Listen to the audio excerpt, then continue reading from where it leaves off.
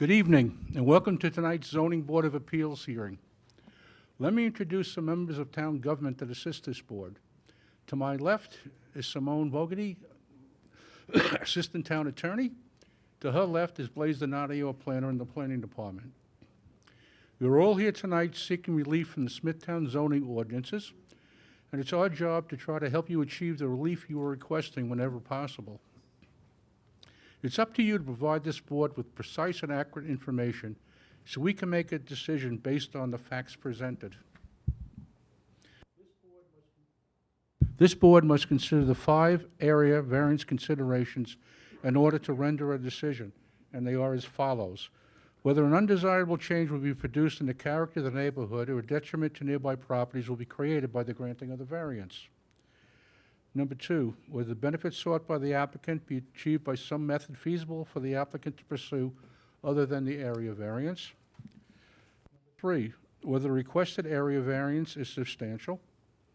4, whether the proposed variance will have an adverse effect or impact on the physical or environmental conditions in the neighborhood or district. And number 5, whether the alleged difficulty was self-created. Procedures for tonight's meeting.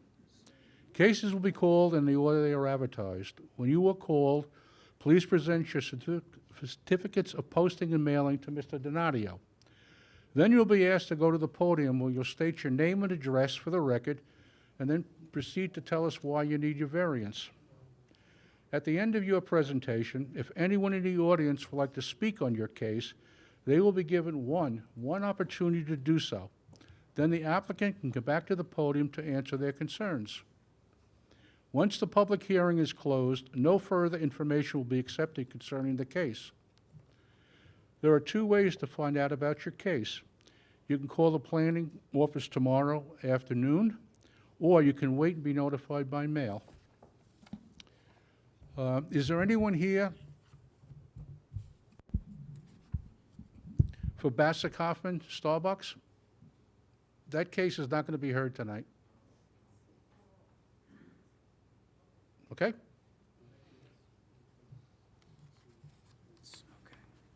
Thank you.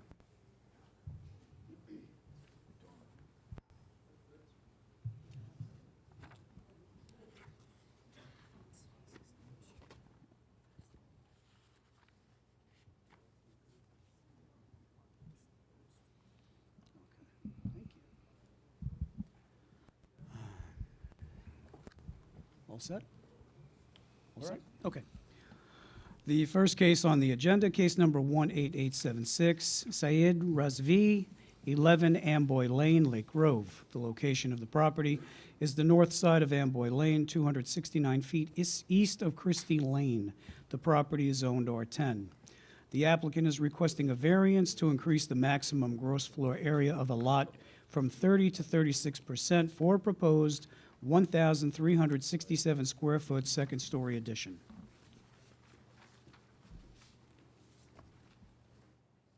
Good evening. Yes, hi, good evening. May I speak? Thank you for hearing the application.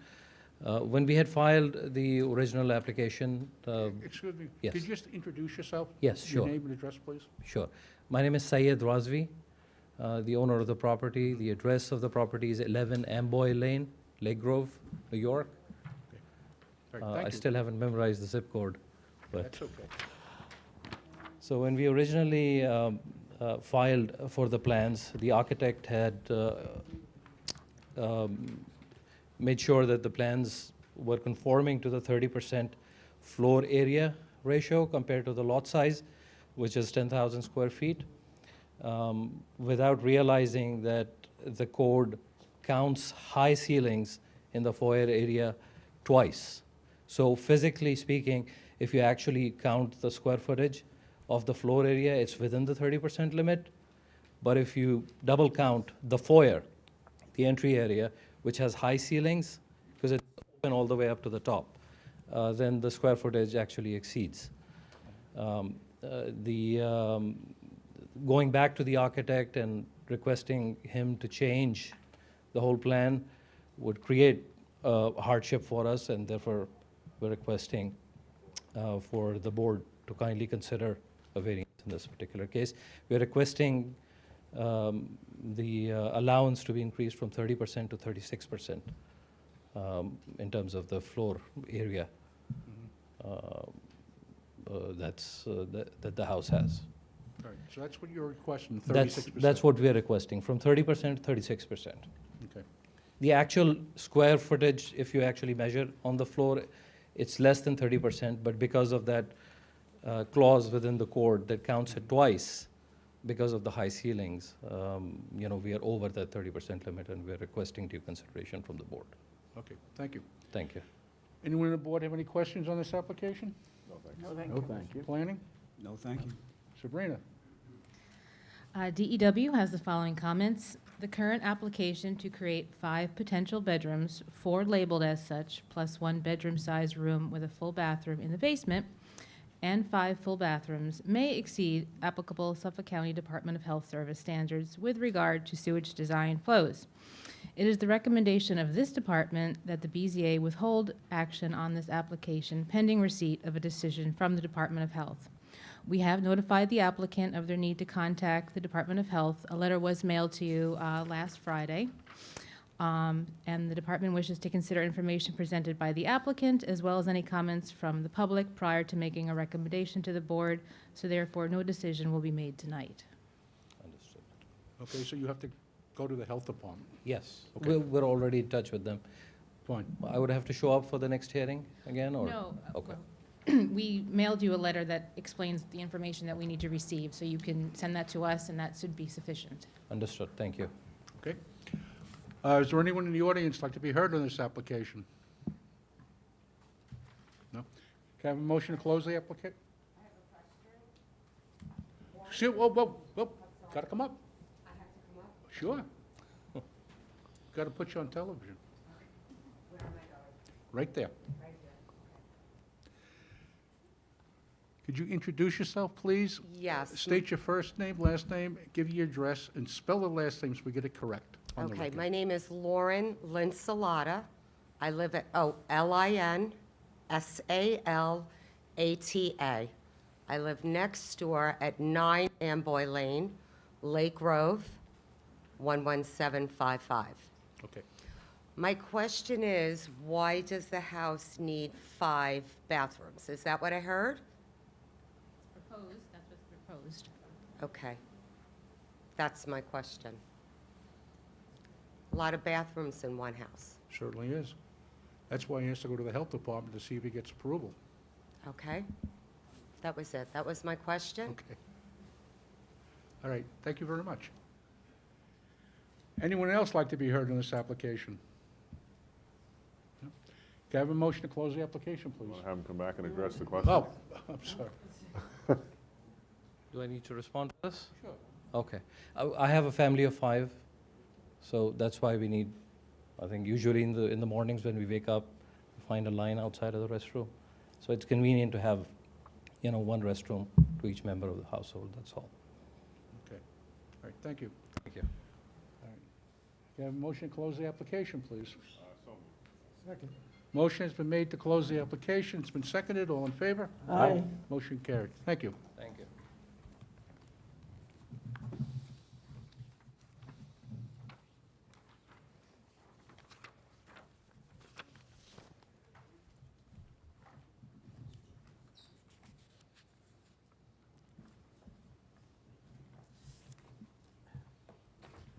Liz, you want to do both of these together? If you want to. Yeah. Okay. You want me to say that, put that on the record? Yeah. The next 2 cases on the agenda, 18878 and 18879, are nearly adjacent parcels requesting the same variances for the same purpose. These are applications for transfer of development rights. So the chairman has asked that we hear both cases together. I'll read both cases into the record, and then Mr. Tramarko can make his presentation. The first case is case number 18878, Vanderbilt Shopping LLC. The location of the property is Crooked Hill Road in Comac, the east side of Crooked Hill Road, 200 feet south of Robert Street. The property is zoned R10. The applicant is requesting a variance to reduce the minimum lot area from 10,000 square feet to 8,870 square feet for a proposed 1,290 square foot, two-story, single-family dwelling, excuse me, for the purpose of transfer of development rights. The second case is case number 18879, Vanderbilt Shopping LLC. The location of the property is the east side of Crooked Hill Road, 580 feet south of Robert Street. The property is zoned R10. The applicant is requesting a variance to reduce the minimum lot area from 10,000 square feet to 7,651 square feet for a proposed 1,290 square foot, two-story, single-family dwelling for the purpose of transfer of development rights. Good evening. Good evening, Mr. Chairman, members of the board. My name is Vincent Tremarco. I represent the applicant. We've submitted the affidavits of posting and mailing to Mr. Donadio. Again, this is a transfer of sanitary flow rights. The two parcels are slightly undersized. As the board well knows, once the board, if it so desires to grant this application, the properties that are in question become forever wild. They cannot be developed in any fashion. It's probably a good buffer between the Cosentino developments, Home Depot, and all the other industrial, commercial, and retail properties. The development rights will go to Northgate Shopping Center, which is a little bit down the road from my office on Jericho Turnpike.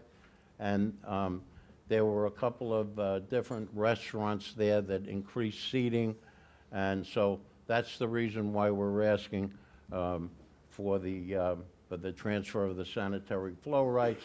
I want to emphasize that the building in Northgate stays the same. So that building doesn't get larger. We're not adding any increase in square footage to the footprint of Northgate. That stays the same, but there seems to be the pizza place probably, and there's a deli.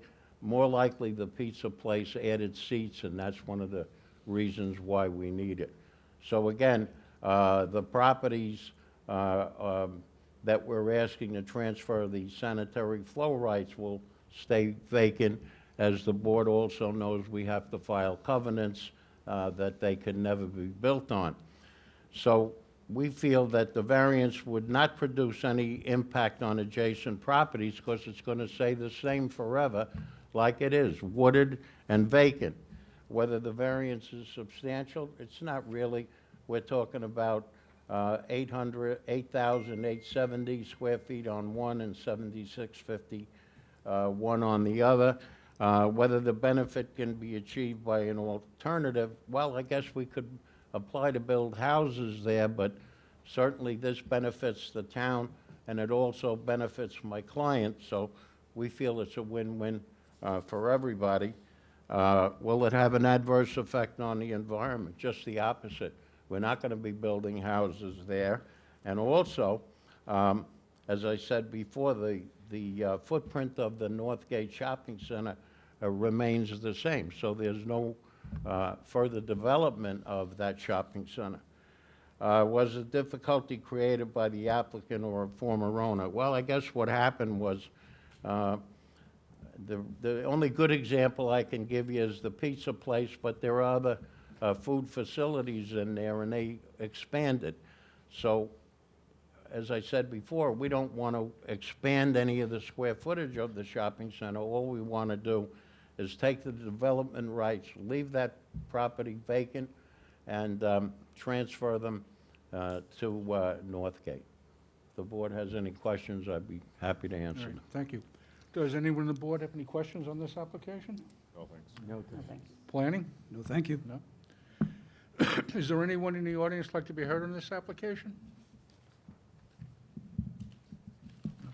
Can I have a motion to close the application, please? So moved. Motion has been made to close the applications. It's been seconded. All in favor? Aye. Motion carried. Thank you. Thank you.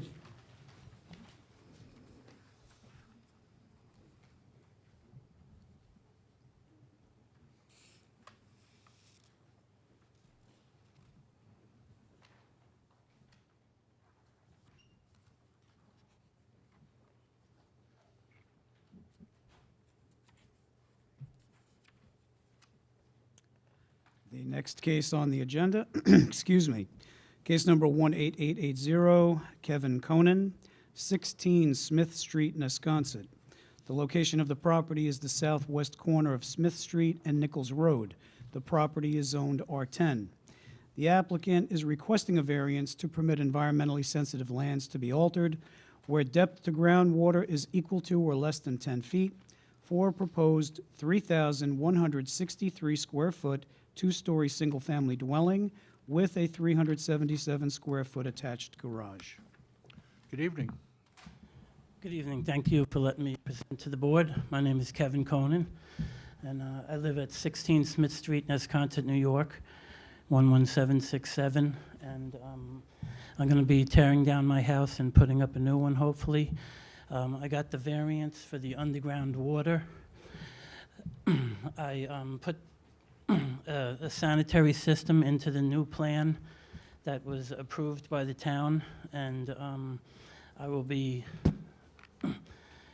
basically improving on the environmental sensitivity by removing the cesspools that I have now and putting in a sanitary system that removes the waste through the system.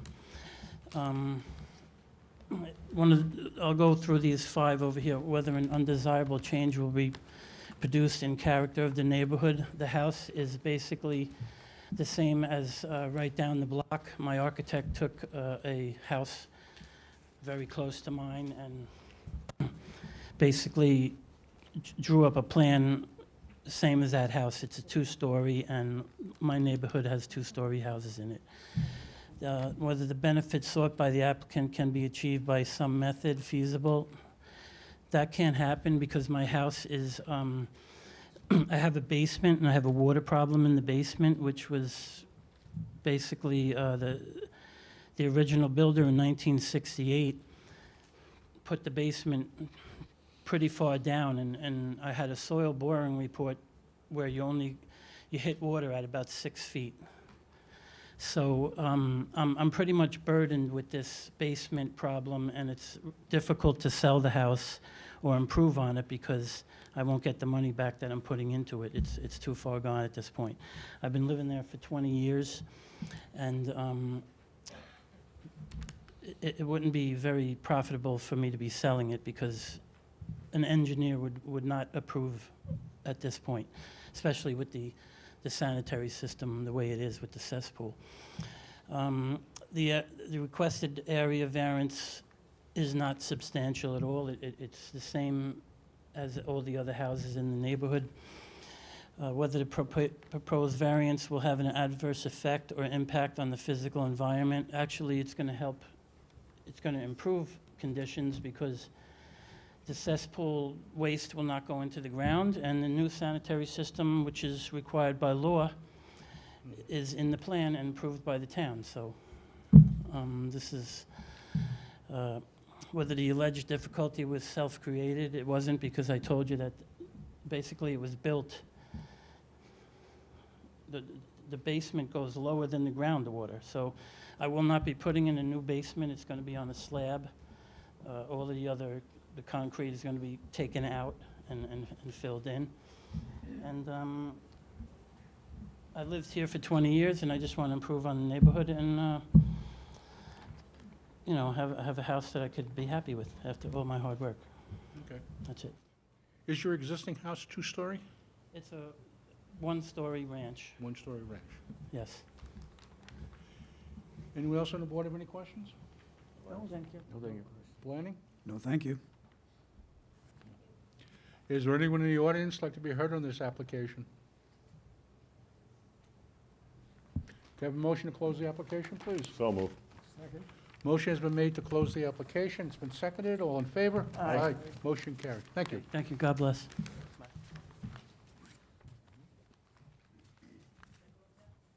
Sure.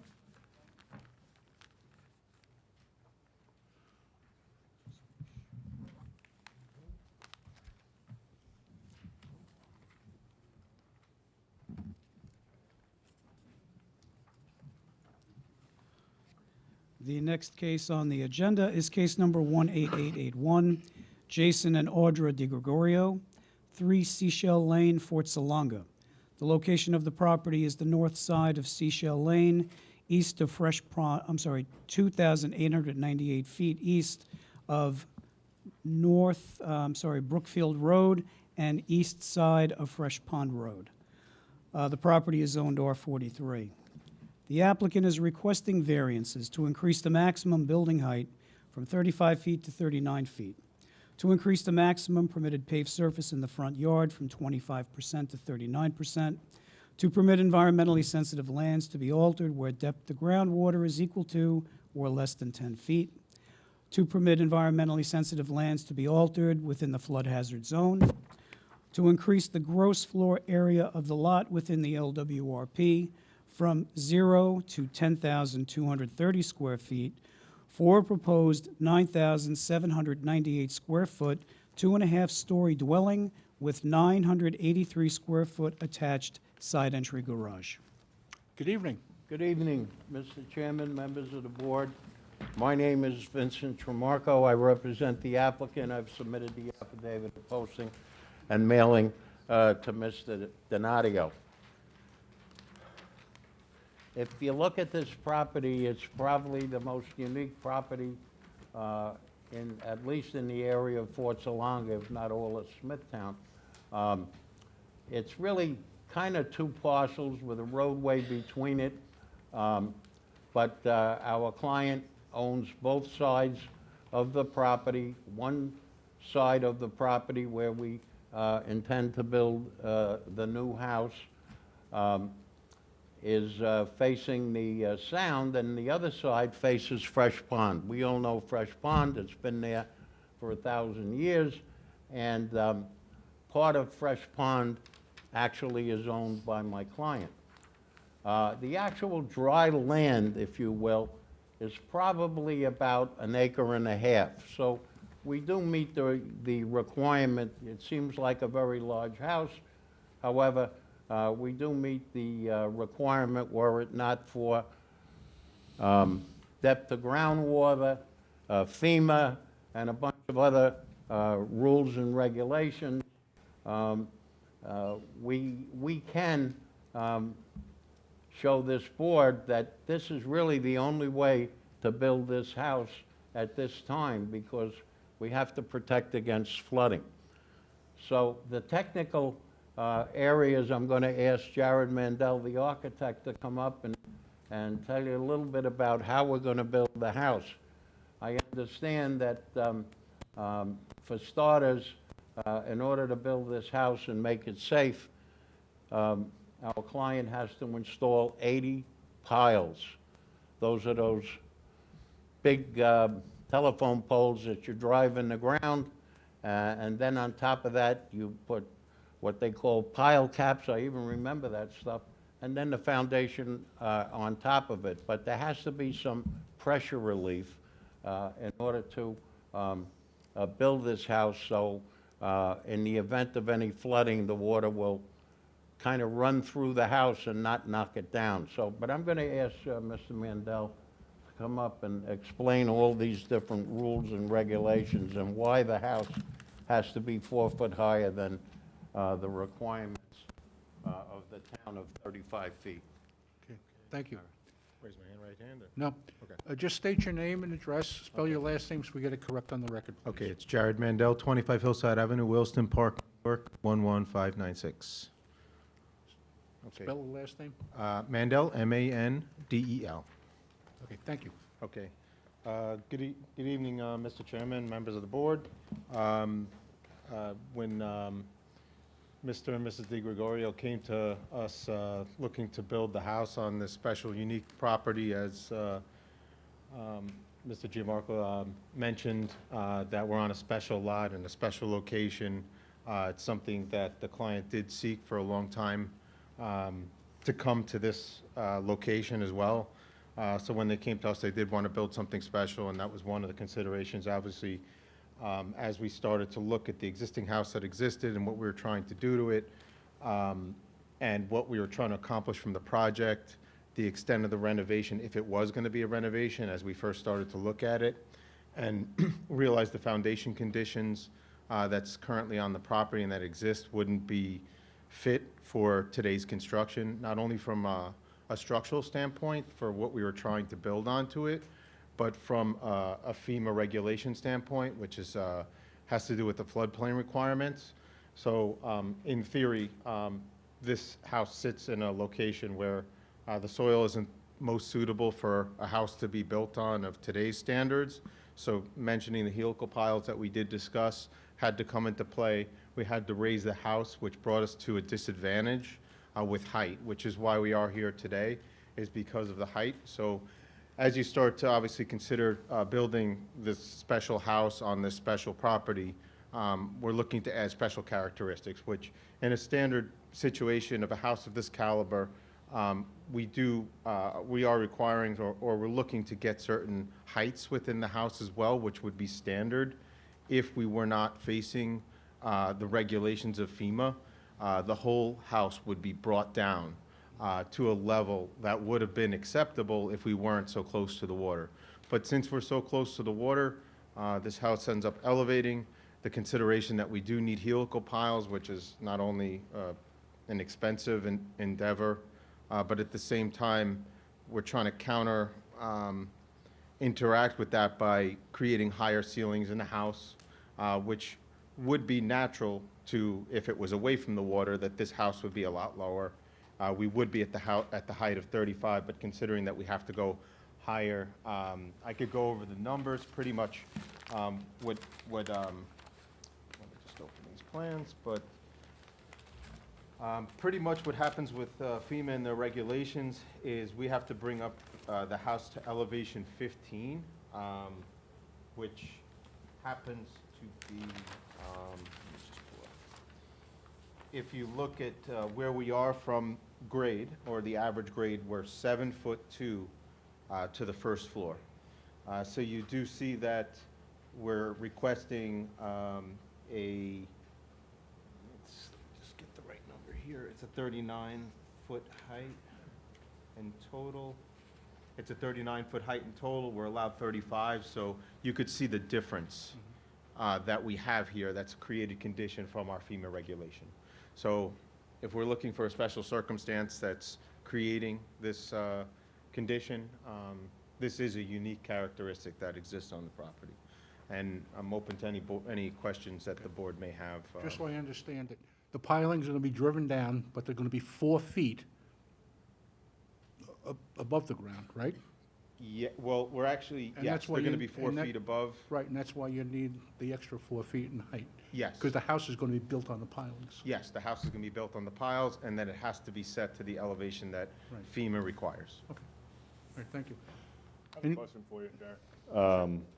I noticed that your FEMA elevation is 15 feet is a requirement. Yes. On the plan you show you're going an additional 1.5 feet, is that?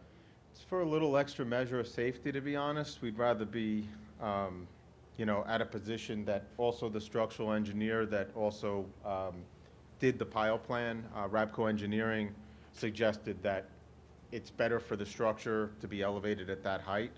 These are helical piles, not regular piles, right? They're helical piles. So they're not 4 feet above the grade, they're set below the foundation? They're set below the foundation with a grade beam that carries from helical pile to helical pile to support the house. Okay. Thank you. Anyone else on the board have any questions? No? Planning? As the board is aware, excuse me, the property is located within the boundaries of the LWRP. Earlier this afternoon, staff in the planning department had a conversation about some issues that have been presented to me regarding the proposal with respect to LWRP consistency. I'm going to have Liam speak to you about it because he is the staff member that does all of the LWRP reviews. So I'll let him explain to you what we found. The buildable lot area is essentially zero due to environmentally sensitive lands, but as you explained, it is a special, unique property. So we are trying to kind of figure out what is an appropriate permitted gross floor area for the site. And we were going to request some additional information from you guys. We can present that at a later date. But one of the questions we want for you tonight is if you know the the size of the existing dwelling? Offhand? 6,500. Thank you. Okay. Essentially, we were going to kind of use that as a metric to see if, at a minimum, we would approve that existing size or less. But again, this is something that's still pending review, and we will get back to you with additional information. Excuse me. Come up, come up. Come up, please. Excuse me. No, you got to introduce yourself. Sorry.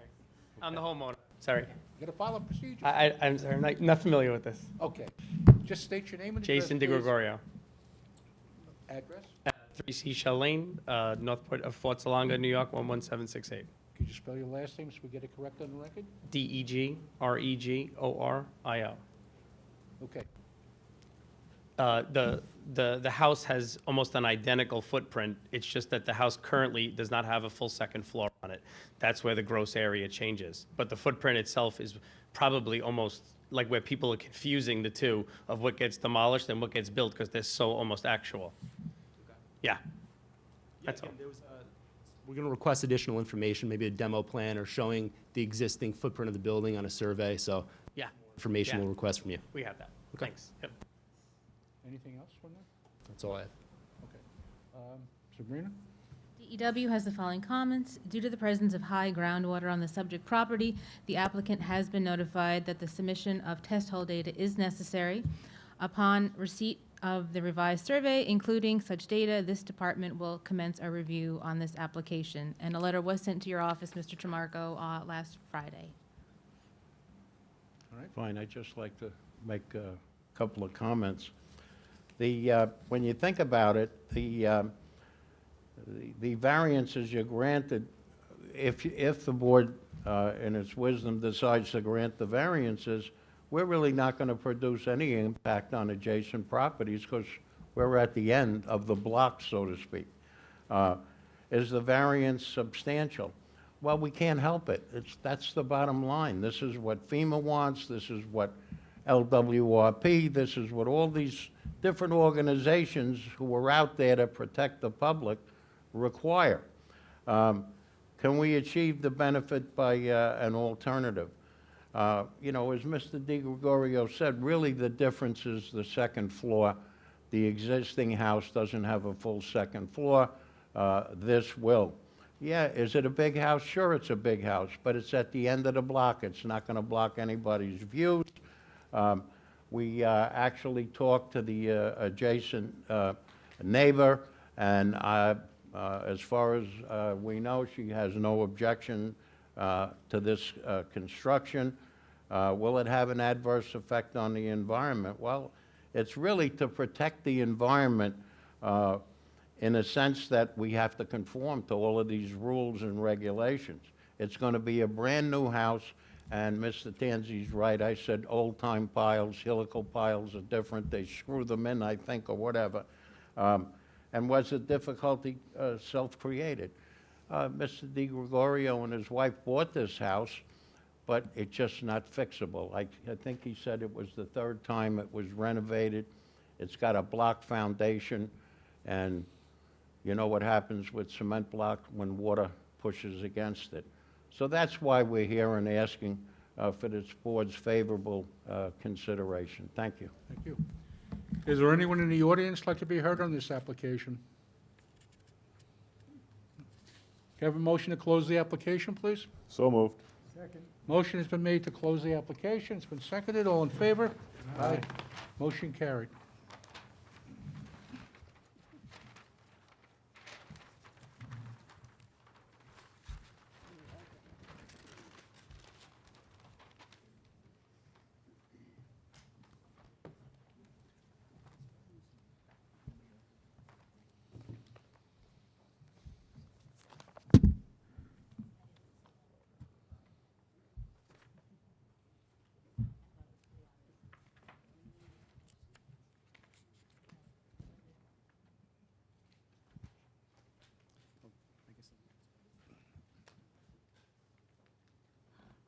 The next case on the agenda, case number 18882, Gnarled Hollow Enterprises, Inc., The location of the property is the west side of Foxwood Court, 347 feet west of Landing Avenue. The property is zoned R21.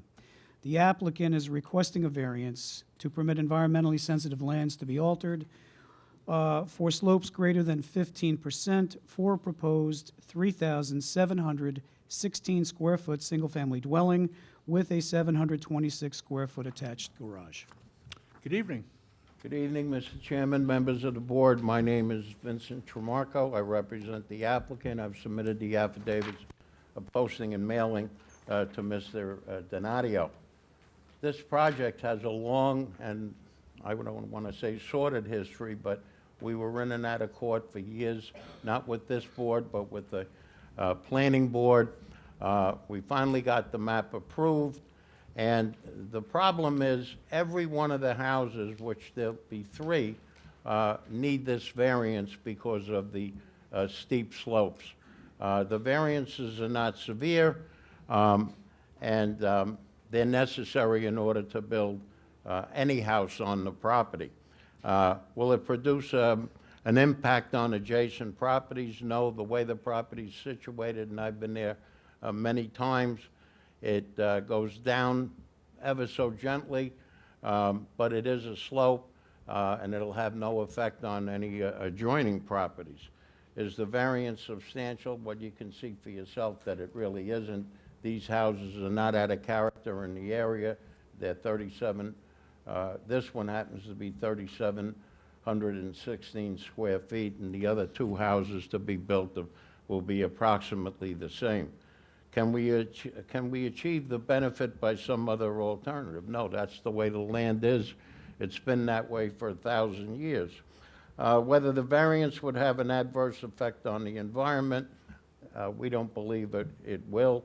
The 3 houses fit nicely in that sloping property. Was the difficulty created by the applicant or the former owner? This is just the way the land is. We didn't make the land that way. That's the way the land came. So we ask the board for its favorable consideration. If the board has any questions, I'd happy to answer them. All right, thank you. Anyone on the board have any questions on this application? Thank you. No, thank you. 1 second. No, I understand, but we have a protocol we go through. I'll be calling you in a minute, okay? No one on the board planning. No, thank you. Sabrina, you have nothing. Anyone in the audience like to be heard on this application? There you go.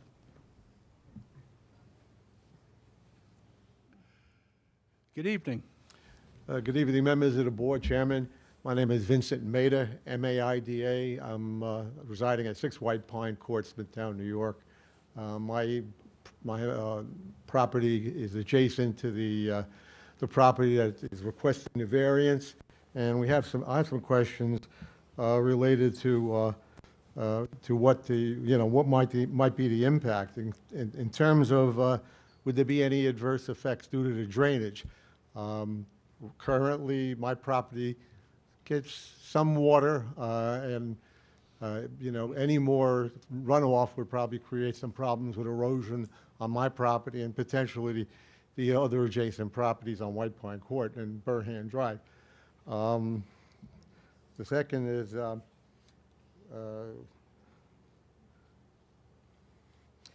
will there be any additional screening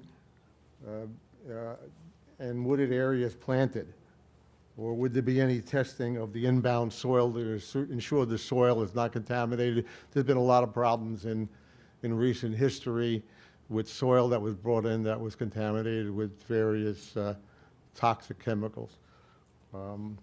Next question, would there be any retaining walls put in if the elevation is changed significantly to stop the runoff from impacting the adjacent properties? Okay, anything else? That's all, thank you. Okay, we'll bring Mr. Tramarko back to answer your concerns. All right. I know. Is there anyone else that'd like to be, come on up.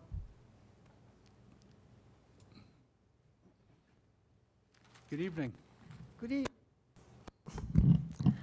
My name is Johanna Cervellino. I live at 10 Burham Court in Smithtown. I've lived there since December 17th, 1973. My questions are as follows. Excuse me, can you just spell your last name so we get it correct? Yes, I've been doing it for some time. I'm sorry? My husband always used to say, yes, I've been doing it for some time. Cervellino, C-E, R as in Robert, V as in Victor, E-L-L-I-N-O, Cervellino, C-E-R-V-E-L-L-I-N-O. Okay, thank you. Okay. My comments are similar to the gentleman who preceded me. I live on Burham Court rises, and the back of my house, I could actually walk to Landing Avenue, and the land there is elevated. So my question here is, what structural barriers will be erected to prevent runoff of soil and water, which we have faced considerably over the past few years in terms of keeping the soil we have? Unfortunately, we have a wooded area, which helps, but I don't know what the construction of these 1 or 3 homes will have in terms of containing whatever soil and runoffs we experience. And also, because we would be behind these buildings built, in the event of northeasters that we have in hurricanes, how will this impact the flow of that soil down behind the area that is lower? Because those homes are built on a higher elevation along Landing Avenue. You'll notice that as you go up toward the golf course. Okay, will there be possible safeguards to prevent or possibly regulate if there's any contamination of groundwater in that area, as well as the usage of groundwater? And what considerations will be there in erecting homes in an area where the land itself may not be suitable, but that may be answered in the question. On the map that was on the internet, it showed the erection of a wall. Now, I don't know if this is a retaining wall, a barrier wall, or what have you, but it seems to me that if these homes are on a higher elevation and you do have these events that occur in nature, which moves the trees, the bushes, and the soil, what impact is that going to have on the people behind them, and whether whatever wall they erect will be sufficient for that? And secondly, we're not sure as to what's going on that property because for months we've heard lots of construction. There's no way you can access this property except whatever visual you may get on the internet. So my point is here, if they have done something there already, how is it that they're working there without a variance in the first place? And they're coming to you now after something has already been done. Now, there's a breakdown somewhere, and it seems to me that that issue should be addressed. Thank you very much. You're quite welcome. Is there anyone else? Anyone else like to be heard on this application? No? Mr. Chamarko?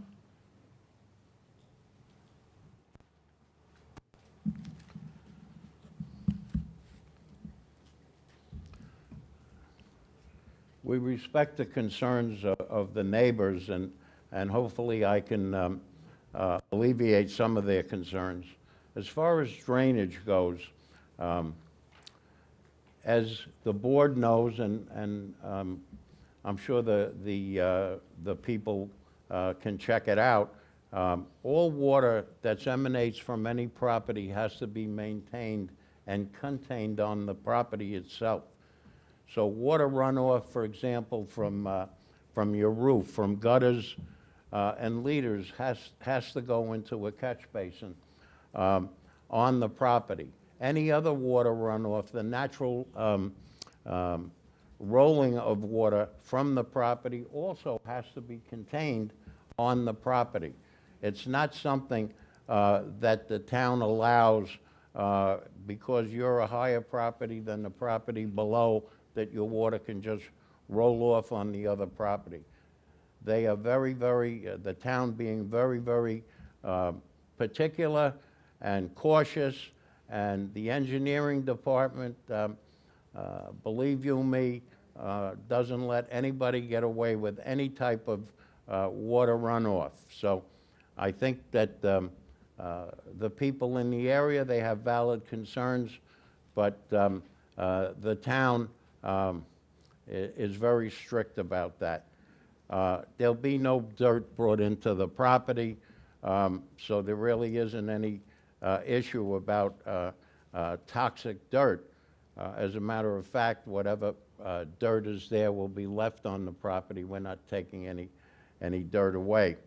I don't know that there was any work done there other than probably just an area in the front to stage to get into the property, but there was never any actual work done on the lots in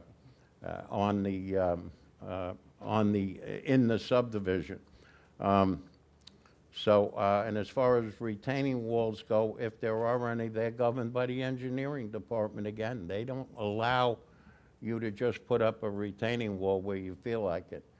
So I think, again, the people's concerns are legitimate, but the town is even more concerned. And of course, we're going to abide by what the town tells us to do.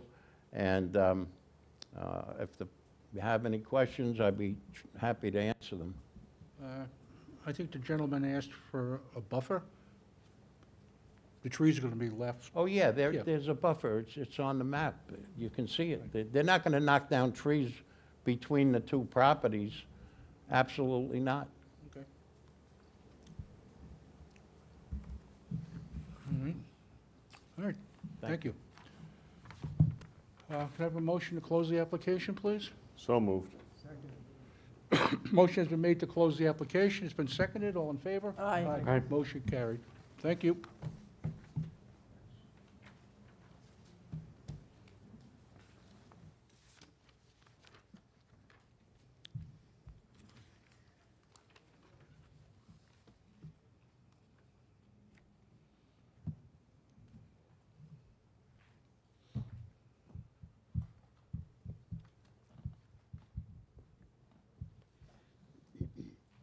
The next case on the agenda is case number 18884, Gennaro Fusco, 22 Shenandoah Boulevard, Nesconset. The location of the property is the southwest corner of Shenandoah Boulevard and 3rd Street. The property is zoned R10.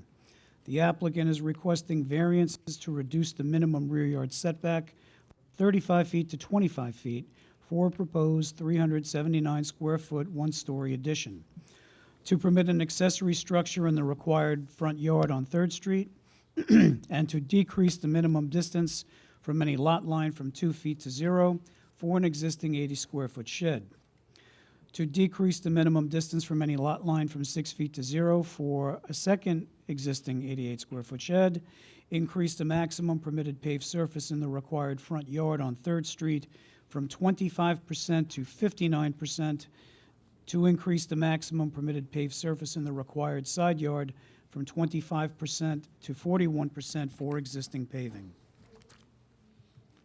Good evening. Good evening. How are you? My name is Gennaro Fusco. That's F-U-S-C-O. I reside at 22 Shenandoah Boulevard. One second, please. Excuse me.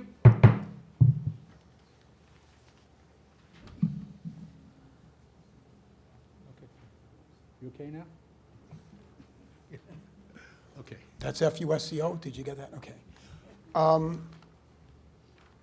22 Shenandoah Boulevard, Nesconset. And I would like to have my architect, Ken Shulman, Fine. speak for me, if you don't mind. Thank you. Okay. Good evening. Good evening. Ken Schulman, S-C-H-U-L-M-A-N, 209 Lynn Avenue, East Northport. Good evening. We are proposing a one-story rear addition that'll be used as a sunroom. The proposed sunroom will have a rear setback of 25 feet where 35 feet is required. I think this is the best location for the addition. Since this is a corner property, the only other option to place the room without requiring a variance is in the side yard. But in the side yard, there's a 3-foot grade change that would prevent us from having any kind of exterior door without providing costly retaining walls. In addition, the placement of the room in the rear yard will actually be the furthest away from any of the adjoining properties. We are also seeking to maintain 2 existing small sheds that are located on the front property line of 3rd Street.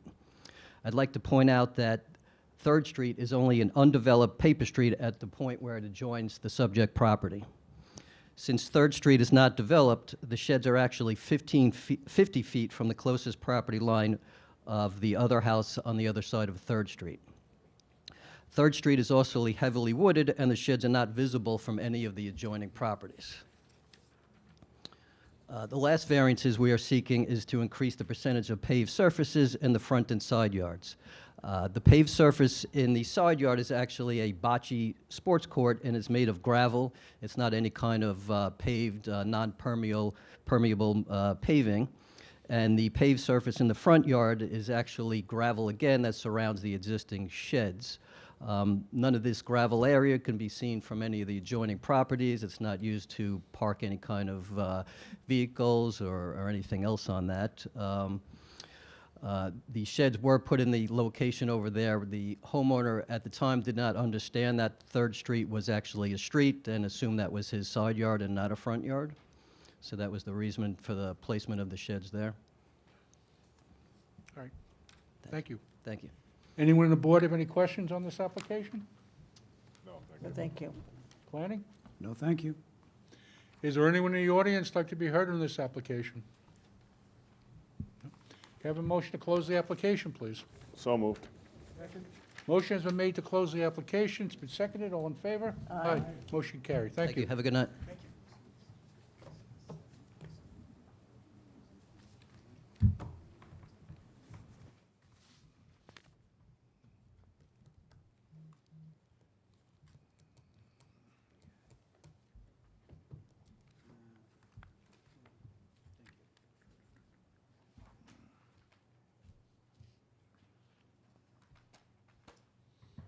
The next case on the agenda, case number 18877, Emily Ann Teixeira, 16 Glenview Avenue, Fort Salonga. The location of the property is the northwest corner of Glenview Avenue and Crocus Lane. The property is zoned R21. The applicant is requesting variances to reduce the setback of a 4-foot fence to the top of a 7-foot retaining wall from 7 feet to 0, to increase the maximum height of a 4-foot fence on top of a 7-foot retaining wall from 4 feet to 11 feet, to reduce the setback of a 5-foot retaining wall from the front property line from 5 feet to 0. Good evening. Good evening, Mr. Chairman, members of the board. My name is Manuel Teixeira, 7 Sands Lane, Port Jefferson, 11777. I'm here to represent the applicant, Mrs. Emily M. Teixeira, 16 Glenview Avenue, Fort Salonga.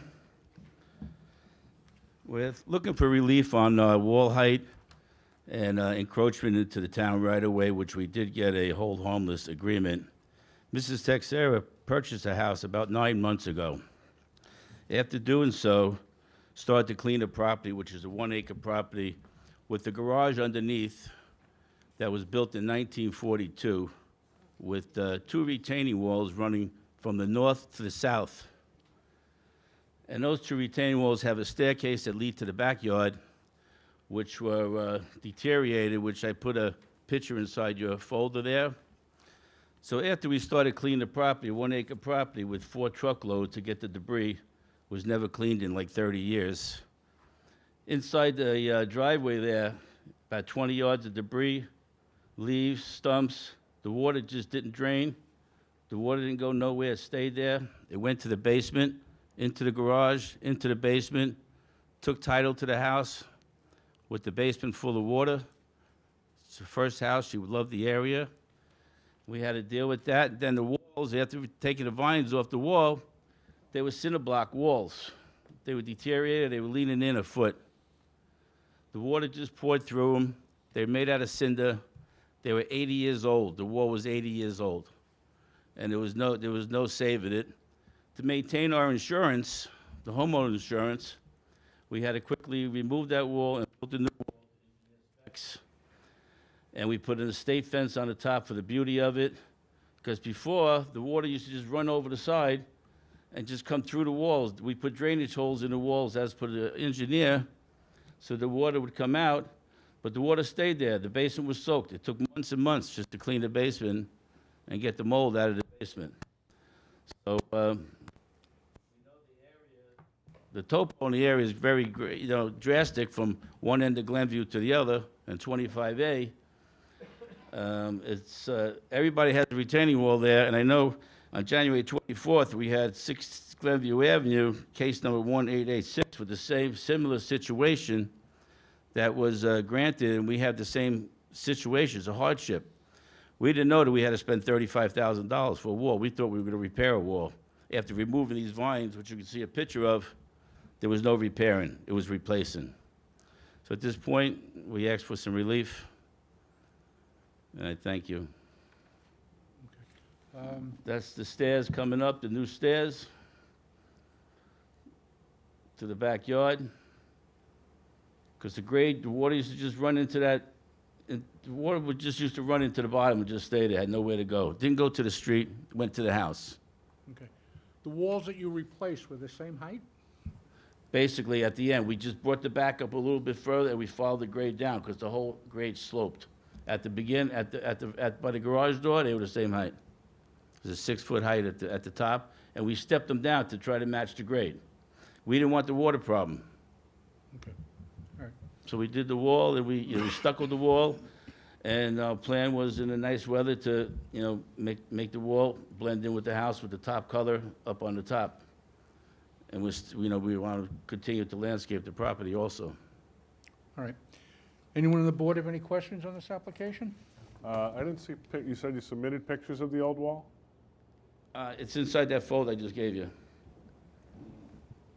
The thing that I gave you. It's inside with the receipts. There was only those, no, that wasn't in there. There's one photo of the wall with the steps going up, the vines, and you can barely see through it. Thank you.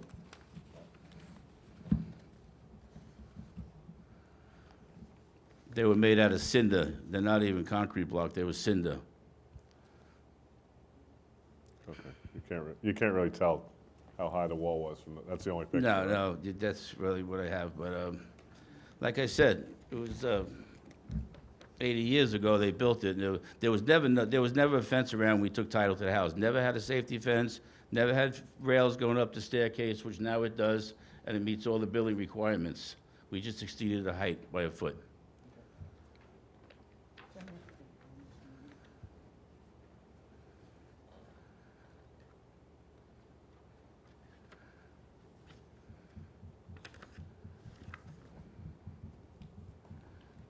Anyone else on the board have any questions? No? Planning?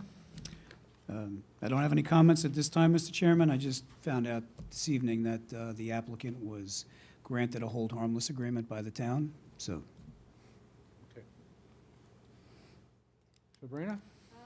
Well, we did notice the encroachments, but this is new information about the hold harmless. But at this time, the department would like to consider information presented by the applicant, as well as any comments received from the public before making a decision. So therefore, no decision will be made tonight. All right, thank you. Is there anyone in the audience like to be heard on this application? Come on up, please.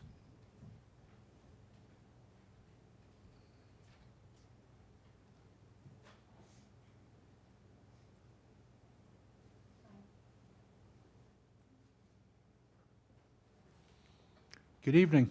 How are you tonight? I have some documentation for everybody to see. Can I give it to you now? You may.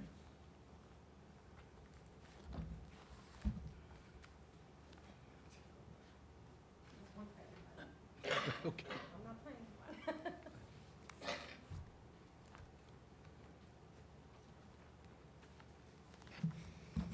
Good evening. How are you tonight? So far, so good. So far, so good? Okay, that's good to hear. Me too. Good evening. Thank you for allowing me to speak tonight. I appreciate the opportunity to address the board. My name is Carol Murray. I own the property at 20 Glenview Avenue in Fort Salonga, directly across the street from the applicant on the corner of Glenview and Crocus. I am here in strong opposition to the requested variance applications. I will try to be as direct and brief as possible.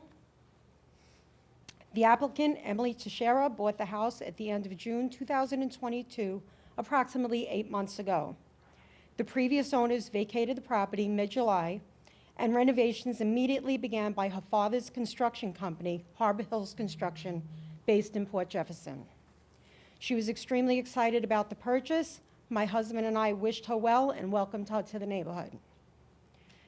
Let me begin by giving you an overview of the layout of the properties and our homes, both of our homes. Our driveways are directly across from each other on Crocus Lane. Both homes have the same configuration, as our garages are below our living rooms, as you can see by the pictures on page 5. As Crocus Lane does have an incline, both driveways set into the slope with short retaining walls.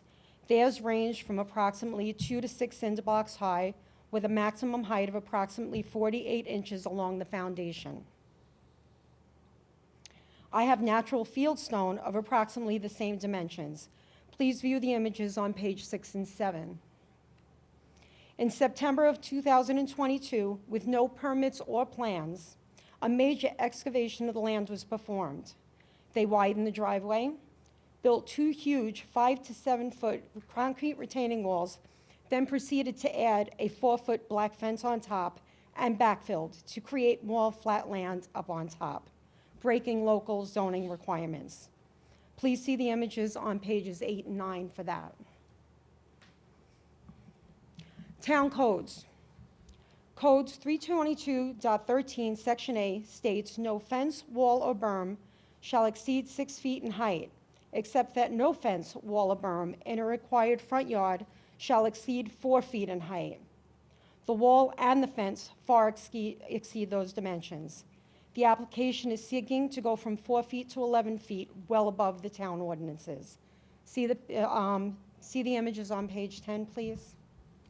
Code 322.13, Section E, states the minimum setback of retaining walls from all property lines shall be the height of the retaining wall or 3 feet, whichever is greater. Fences or walls shall be set back from the retaining walls 1 foot for every foot of height of the retaining walls. In addition to the wall heights, the setbacks are also against code. The fence setback at the top of the retaining wall is 0 feet. Town ordinances require 7 foot, 1 foot back for each foot of wall, images on page 10. The 5-foot wall ends right at their property line. 0 foot setback from the property line on Crocus. 5 foot would be required there. And you can see the images on page 11 and 12 for that.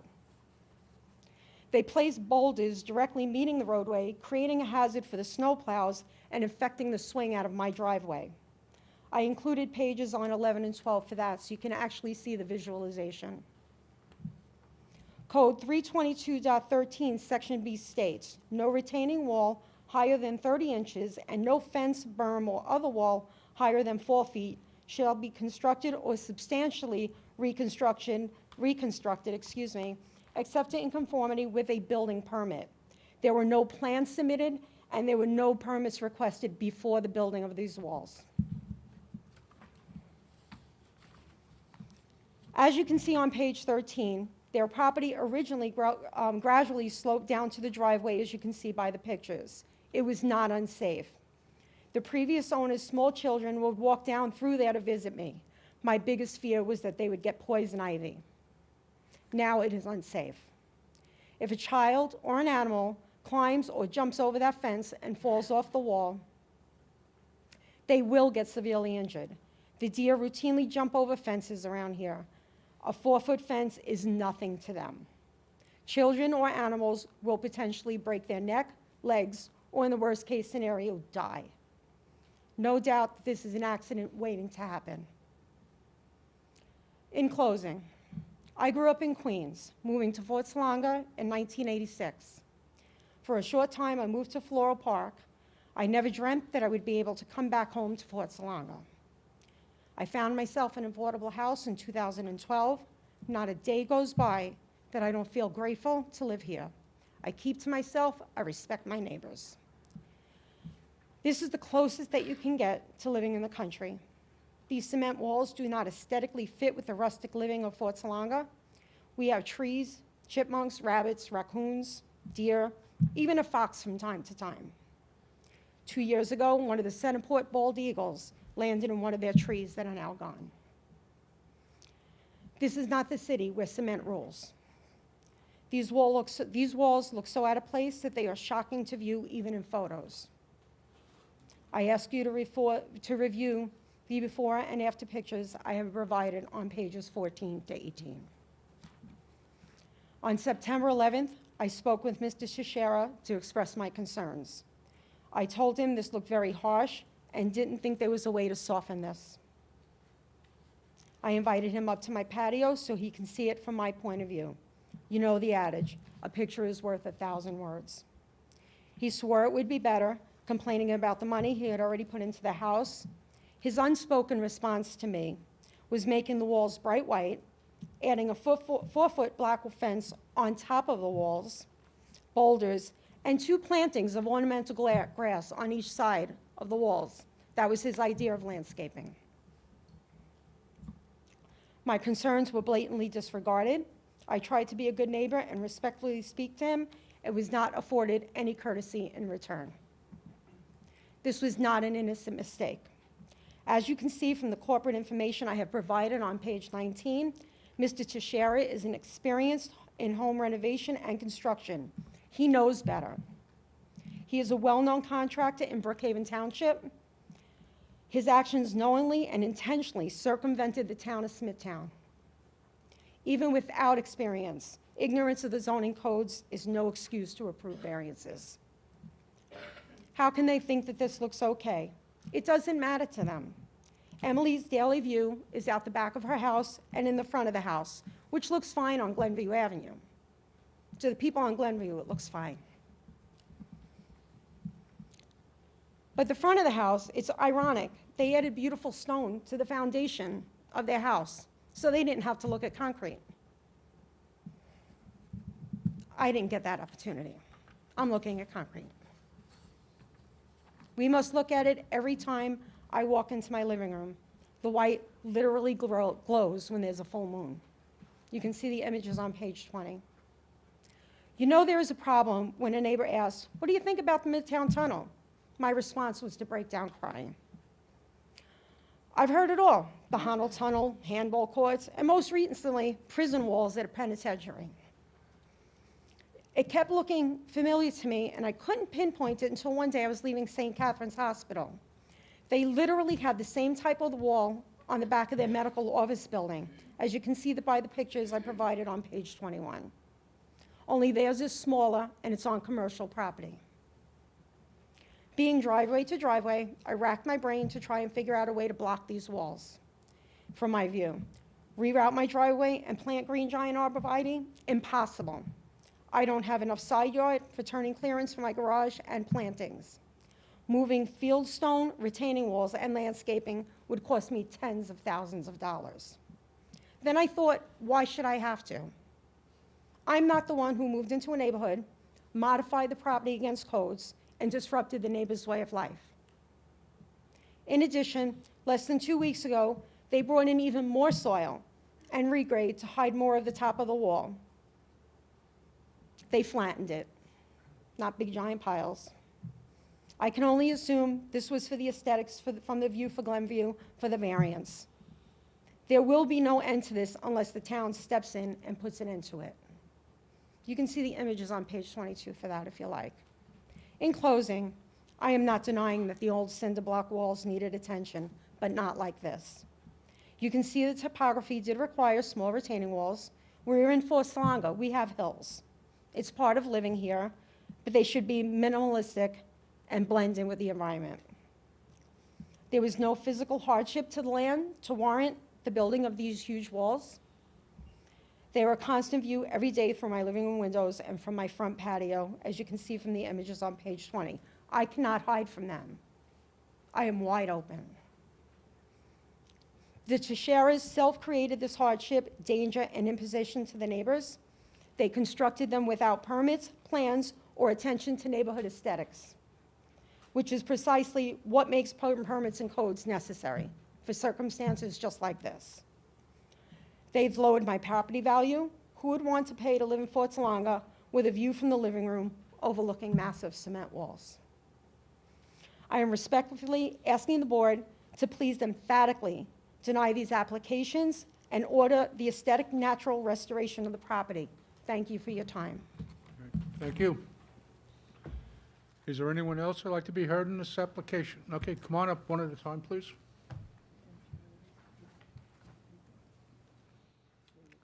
Good evening. Good evening. My name is Gerard Fitzpatrick, Fitzpatrick. I live at 15 Glenview Avenue. I've lived there since August of 1984. I'm here today in strong support of Mr. Teixeira. The prior occupants of his property did nothing to the house for 15 years. The driveway and the wall structure that was there prior was a hazard, was a physical hazard. As Mr. Teixeira said, the walls were actually leaning in, and it was anybody's guess when they would have finally caved in. This is a aesthetic upgrade. He upgraded the entire house.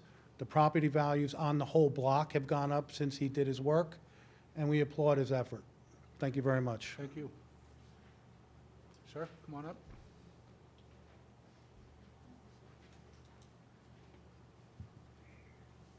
Hi, Good evening. good evening. My name is Kevin Thompson. I'm a resident next door to the Teixeiras. I live at 8 Crocus Lane. My last name is Thompson. We've lived here about 4 years. We bought the property 5 years ago and did some renovations. We lived there. The family that was there before Emily Ann. Excuse me, can you address I'm the sorry. board, please? The family that was there before Emily Ann were derelicts. They did nothing. The property was a disaster.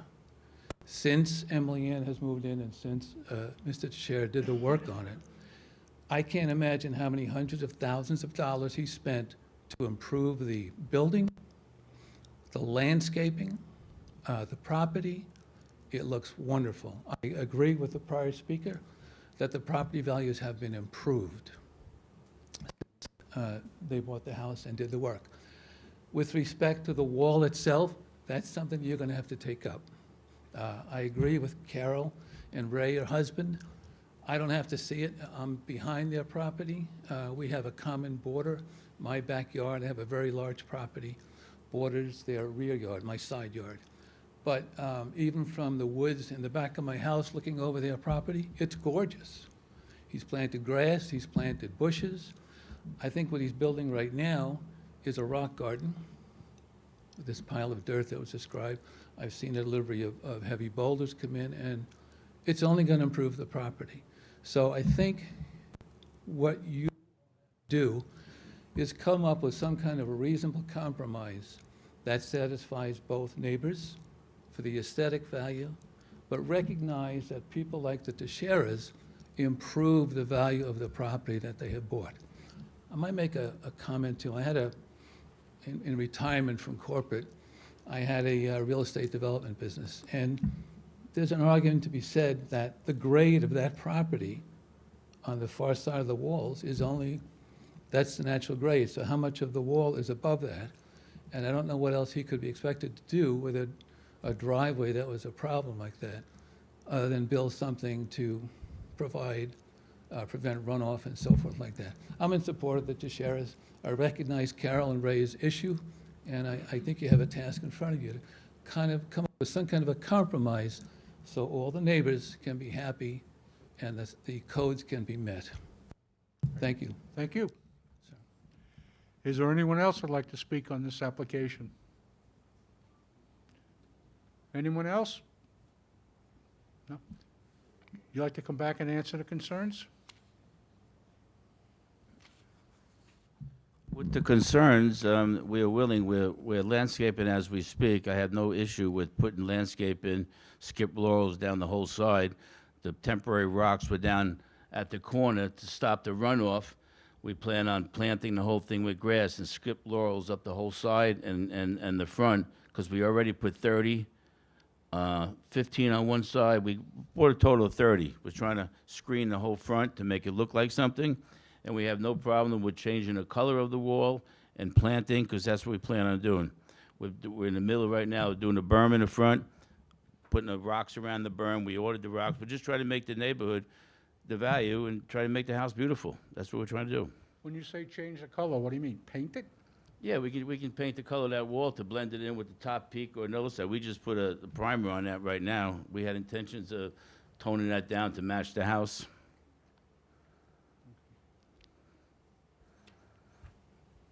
But we're just trying to make everybody happy, whatever we have to do. Okay, fine. All right, thank you. Thank you. Can I have a motion to close the application, please? So moved. Motion's been made to close the application. It's been seconded. All in favor? Aye. Motion carried. Thank you.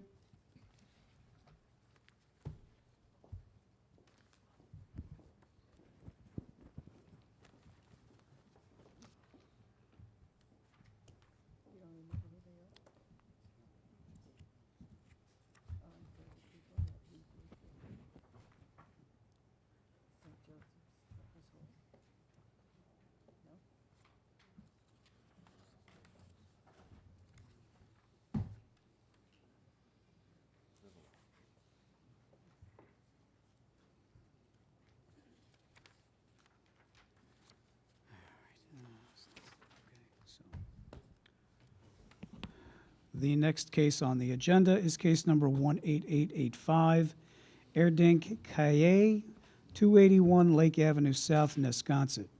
The location of the property is the east side of Lake Avenue South, 183 feet south of Beaujeu Court. The property is zoned R15. The applicant is requesting a special exception to permit temporary living quarters.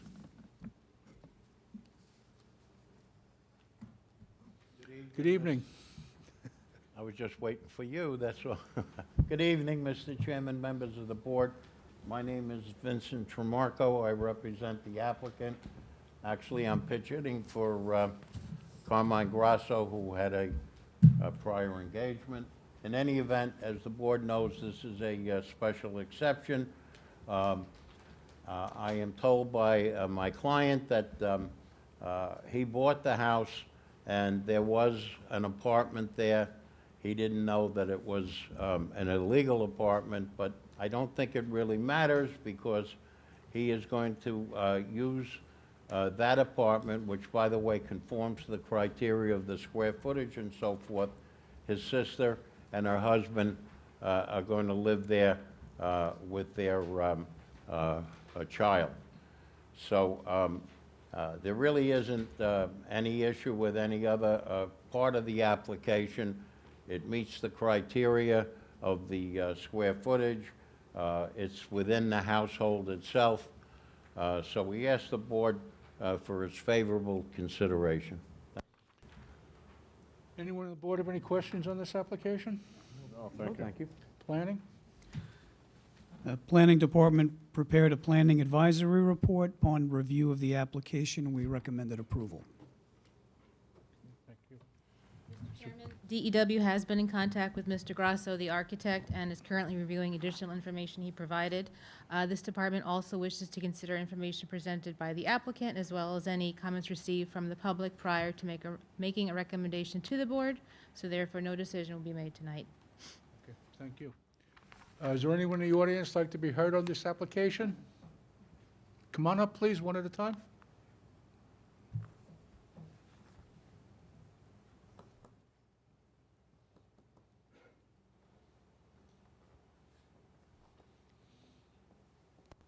Good evening. Good evening, sir. Thank you for listening to my comments. My name is Anthony Prossi, Prossi. I reside at 279 Lake Avenue South, Nesconset, New York. I'm a neighbor of 281, direct neighbor. I sent in a letter last week to the board. I understand that it was forwarded to the board. Do I need to restate that letter here tonight? Would you like to just summarize it? Sure. I am against this application. There's currently 2 families living in that house. I don't know who this parent is. On the application, it says parent for temporary. I don't really understand what that means, who monitors this, what is temporary considered. I bought my house in 1998 in a residential neighborhood, not to live next to an apartment building. My concern is that there's 2 families living in there now. This is a large house. This could be a 3rd family. The house is large enough that it could be 5 families in that house. This is not a unique situation on Lake Avenue. There are currently houses with multiple apartments, more than 2, with families living in them. The outside landscapes of these homes are not maintained. 281, I have filed complaints with public safety for grass being 4 feet tall. Not once, but several times, the grass has been extremely high. The shrubs haven't been maintained. The leaves were just picked up in January. Houses like these tend to stand out in neighborhoods, and it's not increasing the value of the neighborhood. It's bringing the value down. And I am not in favor of that scenario. All right. Thank you. Thank you.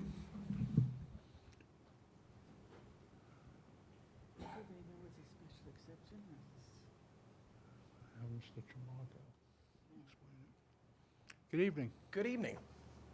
My name is Charles Jack Willard.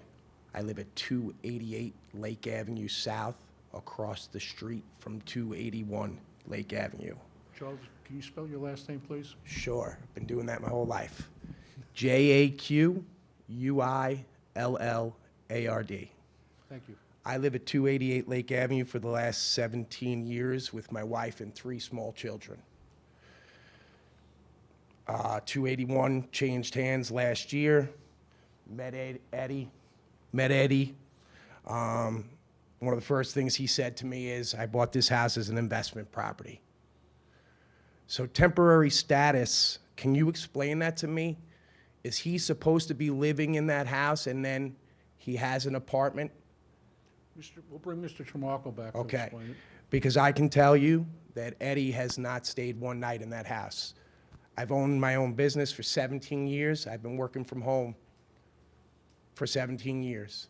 I'm always there. I'm around. I'm like neighborhood watch, good or bad, okay? The house is tremendous. Like the last neighbor said, you could easily fit 4 or 5 families in this house. 2 18-wheelers from Home Depot delivered building materials. 2 of them. I couldn't even count how many pieces of sheetrock were brought. This is a single-family home. There is currently at least 2 families living in this home. There is a child being picked up by a special bus in the morning. She must go to a special school, a private school or something. I've been in this town since the Tansies had the lumber yard in Kings Park. As a little kid, I can remember the original one. My father owned a business in this town for 50 years. I've been here 50 years. We live in this town. We want to have our neighborhoods uniform. And what's going to happen to this house, like the previous neighbor already stated, there's a couple other dwellings on Lake Avenue South. What's going to happen to this house is we're going to have unknown people living there. And how many of them, I don't know. Can the septic system handle it? Can the driveway even take all the cars? There's been multiple cars parked on Oak Run that have to do with this house. They sit there for weeks, and then they finally move. This is not what we want in our neighborhood. So I strongly oppose, and if it's temporary status for an apartment, meaning a mother-daughter, I'm not sure of how the rules work, but if a mother-daughter, the primary owner has to live in the residence, if I'm correct. The primary owner of this house has never stayed a night there. One of the first times I met him, He told me he was going back to Turkey to get his eyes done for a month. He's a landlord. What if a problem arises and he's not around? This was all him telling us, I'll be a great neighbor, and all I said to him is, proof is in the actions, not the words. And so far, the actions are not very good. The property is not maintained. There was a dumpster on the driveway for months. The people who were living in the house were not putting the garbage out at the curb. They were throwing it in the dumpster. Brought rats. I've called the town, public safety, made complaints. I'm not exactly sure the date he bought this house, but we're under a year, and these are the problems we're having already. If you grant him this temporary status, I can guarantee you that he will play the game with you guys, and he will have as many apartment and tenants in there. And then when you guys come back to inspect, he'll move things around and do what he has to do to conform. $700,000 for a house, $20,000 taxes. You guys can do the math and figure out how much money he needs to get out of that house to break even. I strongly oppose this application. Thank you for your time. Thank you. Is there anyone else? Oh, come on up.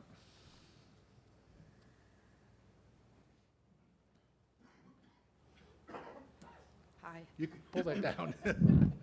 Saying I'm short. My name is Dawn Morton. I'm at 285 Lake Avenue. I'm on the other side. I just want to be on record to reiterate what my neighbor said. It is true. I've had conversations with Eddie, and he did say it's an investment property. May 9th, he put a section up for rent on Facebook. We called public safety. There is a report. I know there was some type of court case. I don't know if it's come to fruition or not. Regarding tall grass and the health standards, my husband and I were sitting outside during the summer. We've never had rat issues. Rat runs by towards his property. I mean, it's circumstantial, but garbage outside, high grass. We have to call for him ever to mow the lawn, do anything. So, I mean, I strongly oppose. I concur, Eddie has never stayed there. I work from home. There's 7 cars in the driveway at any particular time. I can see the back of the house, and there's stairs that go up the back. There's people living there now. I would like to know, is it allowable to be, I understand a mother-daughter. We recently had a variance at my sister's house in Kings Park. My mom lives there. It wasn't a mother-daughter, but that would be fine. We want, if he wants to rent it out to one family, we're fine with that. It should be a single-family home. So, I mean, we're not against a rental property if he wants to file the papers with Smithtown and rent the entire thing in its entirety. But I don't think in good faith when he says it's a mother-daughter and it's going to be my relative or my sister or whatnot. I don't believe that when he's come to us and said it's an investment property, and he hasn't been there. So, thank you. Thank you. Appreciate it. Anyone else? Is there anyone else in the audience like to be heard on this application? No? Mr. Tramarko?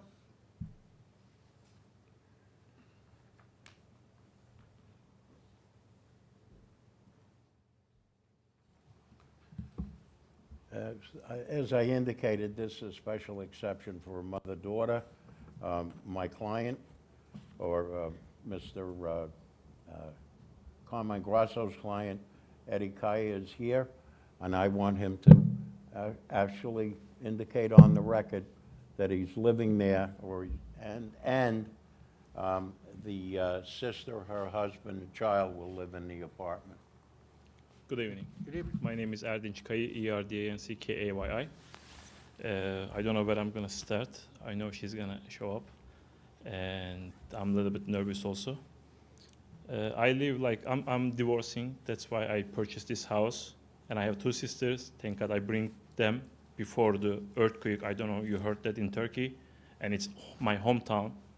I lost a lot of friends. Thank God I bring them, and they are safe now. And I was in Turkey, done with my eyes, done with my teeth, And I'm the businessman. I have 3 bagel store. I wake up like sometimes 5 a.m., 4 a.m. I don't know how they follow me. I know sometimes they're watching all the time when they do in the garden something, what we do. And I don't know, like a lot of question. To Home Depot, yes, I changed the it's huge house, they told me. And I changed the all floor because it was carpet. And we did the finished basement. I changed everything. I spent a lot of money. That's why I need the shipping. I can carry everything. And I will leave that when the permit is done with my sister. And, you know, whatever you have question, I can take. Do your sisters live I there? have 2 sisters. Do they live there now? Yes, they are living. I'm not living yet. Okay, they're living there now? Yes. Because and also they told me a lot of cars is over there. I don't think so, like more than 3 cars, they see that yet. No one else? You're not renting No one. out? And they told me like 4 or 5 a.m., we can go right now. You know, also basement door, I never locked, it's always open. They can get in. Okay, My laundry room is over there. all right, thank you.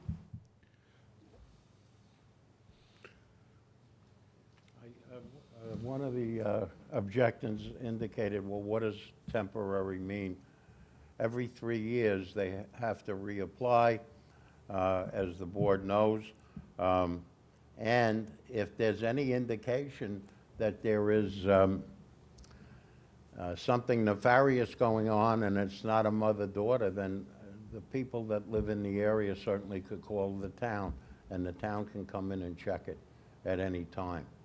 So the board heard my client and heard his testimony. It's a special exception. They meet the criteria. So we ask the board for its favorable consideration. Thank you. Thank you. Can I have a motion to close the application, please? So moved. Motion has been made to close the application. It's been seconded. All in favor? Aye. Motion carried. Thank you.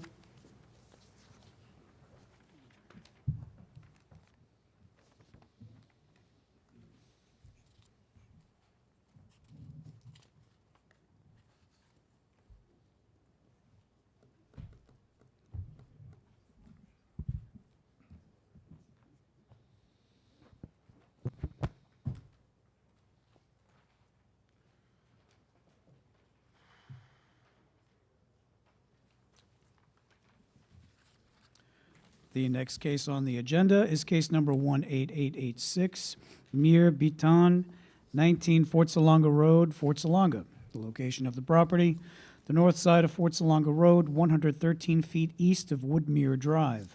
The property is zoned R43. The applicant is requesting variances to reduce the minimum side yard setback from 24 feet to 20 feet, which is existing, and to reduce the total side yards from 60 feet to 43 feet for proposed 598 square foot first floor addition and 920 square foot second floor addition. To decrease the minimum setback of a 6-foot retaining wall from the property line from 6 feet to 5 feet for proposed retaining wall C, to construct within 10 feet of any slope greater than 25% for the proposed retaining wall C. Good evening. Good evening. My name is Salim Abraham.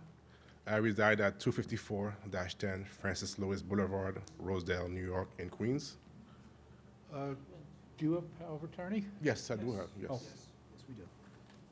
It's okay, everything? Yes. Oh, okay, fine. Excuse me. That's okay. My name again? Okay. Abraham, like Abraham Lincoln, A-B-R-A-H-A-M. Good evening. I know we had a long night, so I'm trying to make it as simple as possible and somewhat quick. On page A2 on the plans that were provided to the Zoning Board of Appeals, we show the existing condition of the house. So the house has a unfinished basement and the first floor, and the second floor is somewhat an attic space. So the house right now only have 2 bedrooms and 1 bathroom. So we try to extend the house to make it more livable. So the first thing we're gonna do is on the basement, we're gonna convert part of the basement to a garage area. The rest will be finished, adding a bathroom and to use as a recreation area. And that will be it for storage. The first floor, we have a bedroom and 2 full bath. And the second floor, we have 3 bedrooms with a master bathroom and a regular bath. And that would be the only thing that we will do into the house. The reason that we're trying to square half the house is to provide as much space as possible. As you can see, the lot is very narrow, so it's not conforming. And part of the application was also for the front yard lot width that was supposed to be 150 feet, so now we only have 91 feet. That was one part of the variance, that the lot was non-conforming and the lot is narrow, so we tried to make the house as much adaptable to the site for the owner. We did also put application with the Board of Health, application number R-23-0140 is still under review for the changes that we're adding bedroom to the existing floor area design of the house itself. And requests for the walls on the back. The reason why is we're trying to expand the area of play area for the backyard and also to retain more earth. And regarding to the neighbors, if you can look at the drawing on the plot plan also, site plan, we have to return the wall for the load and also for limited the erosion of the soil.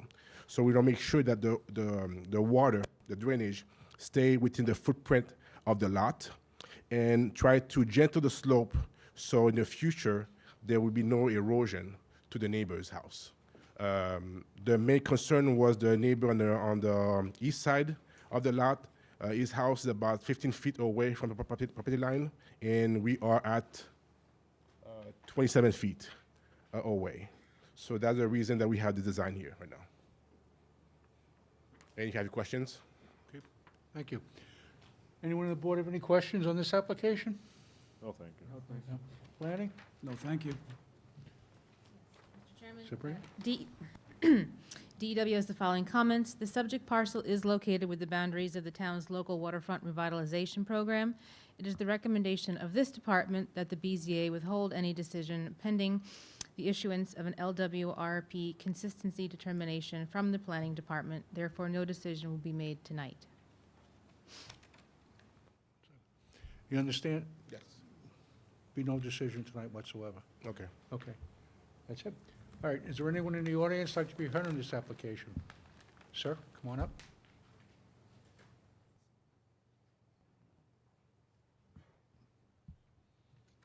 Good evening. Good evening. My name is Joseph Piesel, P-I-S-E-L, and I am the neighbor immediately east of the subject property at 21 Fort Salonga Road. And I just wanted to take my time to come here tonight to voice my support for the approval of the variance. I can't remember how long I've lived there, but it's about 20 years. I wasn't prepared to have all the factual details, but used to have good and kind neighbors, and then the man passed away approximately 6 years ago, and then the nice lady passed away like 3 years later. So I've been keeping an eye on this vacant property for, 6, 7 years. And, it's an old, weird concrete block made by hand building, weird footprint, and field and what have you. And so it's Fort Salonga and it's peaceable. It's just like a big green area.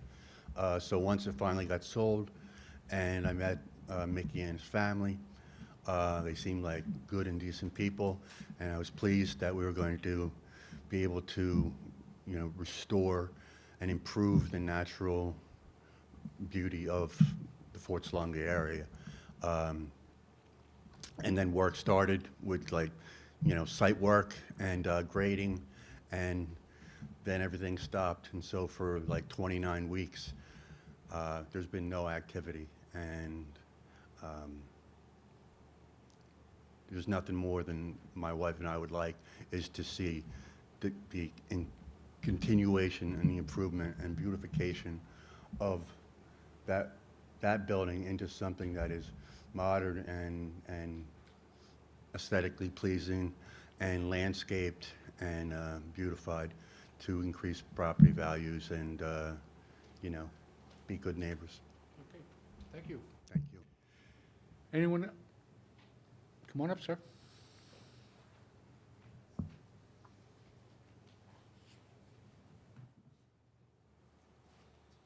Good evening. Good evening. I'm Mayor Biton, B-I-T-O-N, last name. I'm the owner of the property. But I bought this property, it was, how I say, it was sheds, empty deers, dead deers in the sheds. Backyard over there used to be old, very old decking. I cleaned up everything, whatever I could. Then I go to the town to ask, they told me I can clean up whatever I need. I'm going to put over the grass, flowers, my wife like that, trees on the side. I have friends, he said 29 weeks. I had a lawyer, but the best friends, he died, he used to help me. He died like in August. And it took time to get all the permits to get the stuff. I had a big house to build there first, and then we changed our mind to something small because it costs too much money. And I have 3 kids living with us, and we're going to make this place, how I say it. So everybody will go there and say, wow, it looks nice. This is my goal. And for the cesspool, we already did it. It's going to be a brand new cesspool there too. And I already to apply for the rebate from the town, So it's up to you guys to make it look gorgeous. Like my wife said, it's going to be her dream house. Good, thank you. Anyone else? I don't think there's a need to bring you back because everybody's in support, right? So we'll just close. Can I have a motion to close the application, please? So moved. Second. Motion has been made to close the application. It's been seconded. All in favor? Aye. Motion carried. Thank you.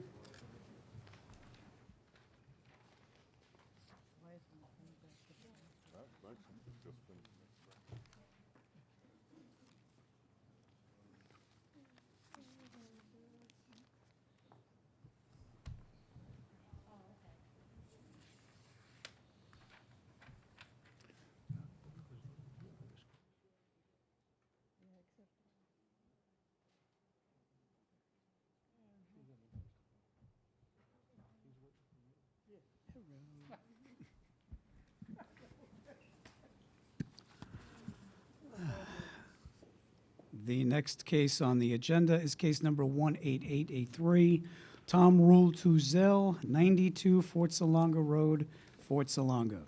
The location of the property is the south side of Fort Salonga Road, 848 feet east of Concord Drive. The property is zoned R43. The applicant is requesting variances to reduce the minimum yard setback from 24 feet to 15 feet, to reduce the total side yards from 60 feet to 32 feet for a proposed 1,705 square foot barn and existing deck. Good evening. Good evening, Mr. Chairman, members of the board. My name is Vincent Tremarco. I represent the applicant. We've submitted the affidavits of posting and mailing to Mr. Donadio. My client had 2 alternatives.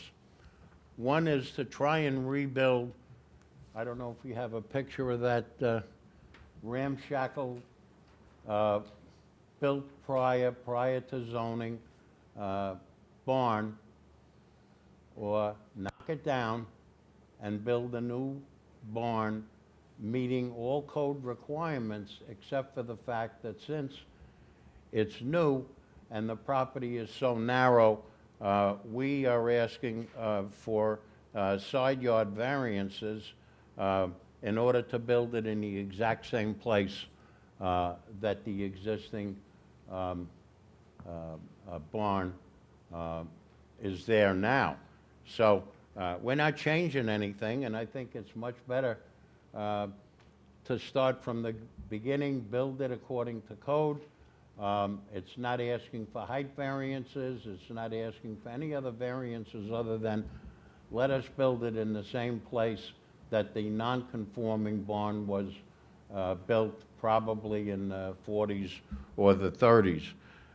We don't believe that it would produce an impact on adjacent properties, as it would actually be a big improvement on what's there now. Whether the variance is substantial, when you consider the width of the property, it's a very long and narrow piece of property, so that's why we need these two, well, the side yard variance and total side yard variance.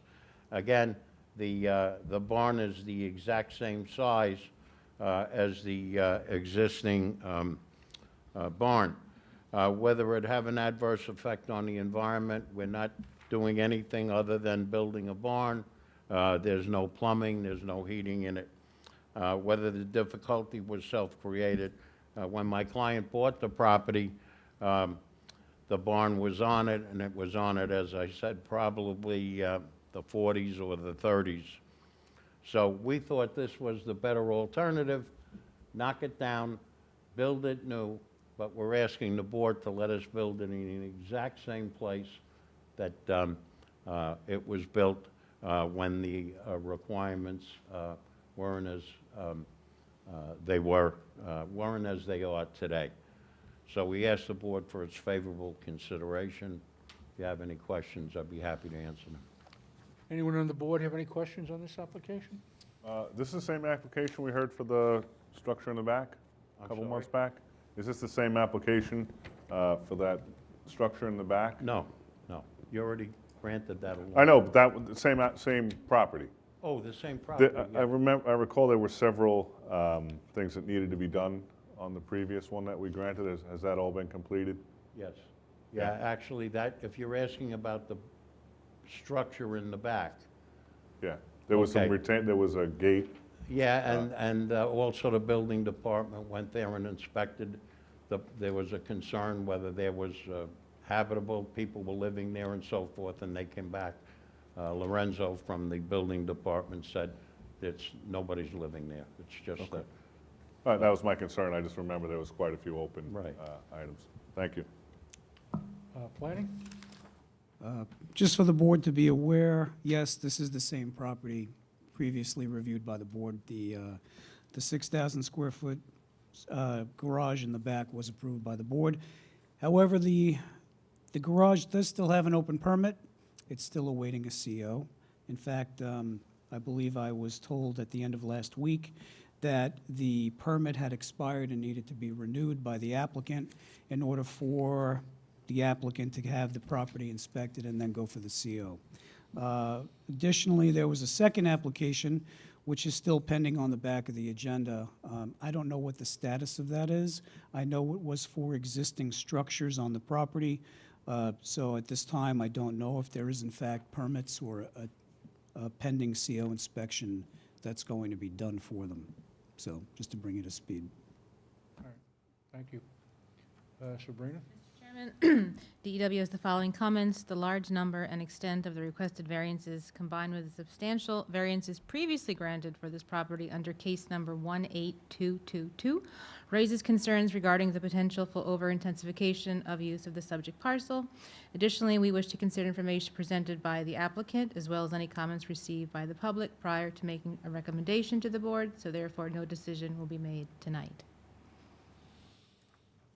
All right. Is there anyone in the audience like to be heard on this application? Can I have a motion to close the application, please? So moved. Second. Motion has been made to close the application. It's been seconded. All in favor? Aye. Motion carried. Thank you.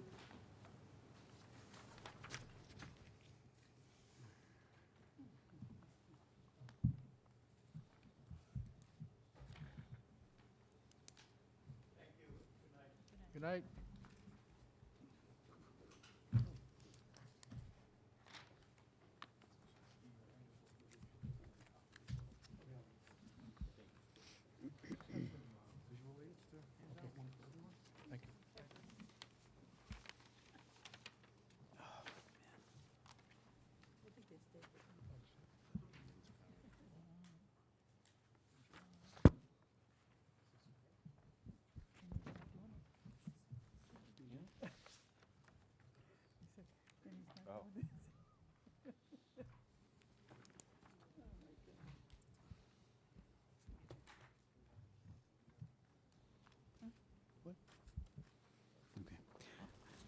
The next case on the agenda is case number 18887, 295 Oser Avenue, LLC, David McMillan.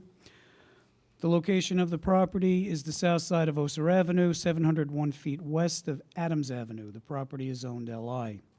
The applicant is requesting variances of a special exception standard to eliminate required screening with plant material, to increase the maximum height of a fence from 6 feet to 20 feet for proposed sports netting, to eliminate the required truck loading space for a 12,359 square foot proposed indoor sports training area with 12,880 square foot outdoor turf sports training area. Good evening. Good evening, Mr. Chairman, members of the board. For the record, my appearance, Chris Tartaglia from High Point Engineering, 1860 Walt Whitman Road, Melville, New York. I've passed up the mailing and posting affidavits to planning staff, and also in there is a additional copy of the authorization I have from the owner to appear on his behalf tonight. To introduce the application, as was called in the call of the roll, the site is located on Oser Avenue, south side of Oser Avenue, about 700 feet west of Adams Avenue. It's in the Hauppauge Industrial Complex, essentially dead center, right in the very middle of the complex. It is zoned light industrial, and today we're here to seek approval of certain variances that I will review in detail shortly. By note, or it's important to note, that an application was heard by the town board on February 16th of this year, a couple of weeks ago, for a special exception for a commercial public recreation use. That is the proposed use at this premises. The decision on that matter is pending the decision of this board, given there is a need for a variance of one of the special permit criteria. But I will say that the application was well received by the board. Little background. So LI Fieldhouse is seeking to operate a facility which will provide personalized individual training to youth athletes in various sports, but primarily in baseball and softball.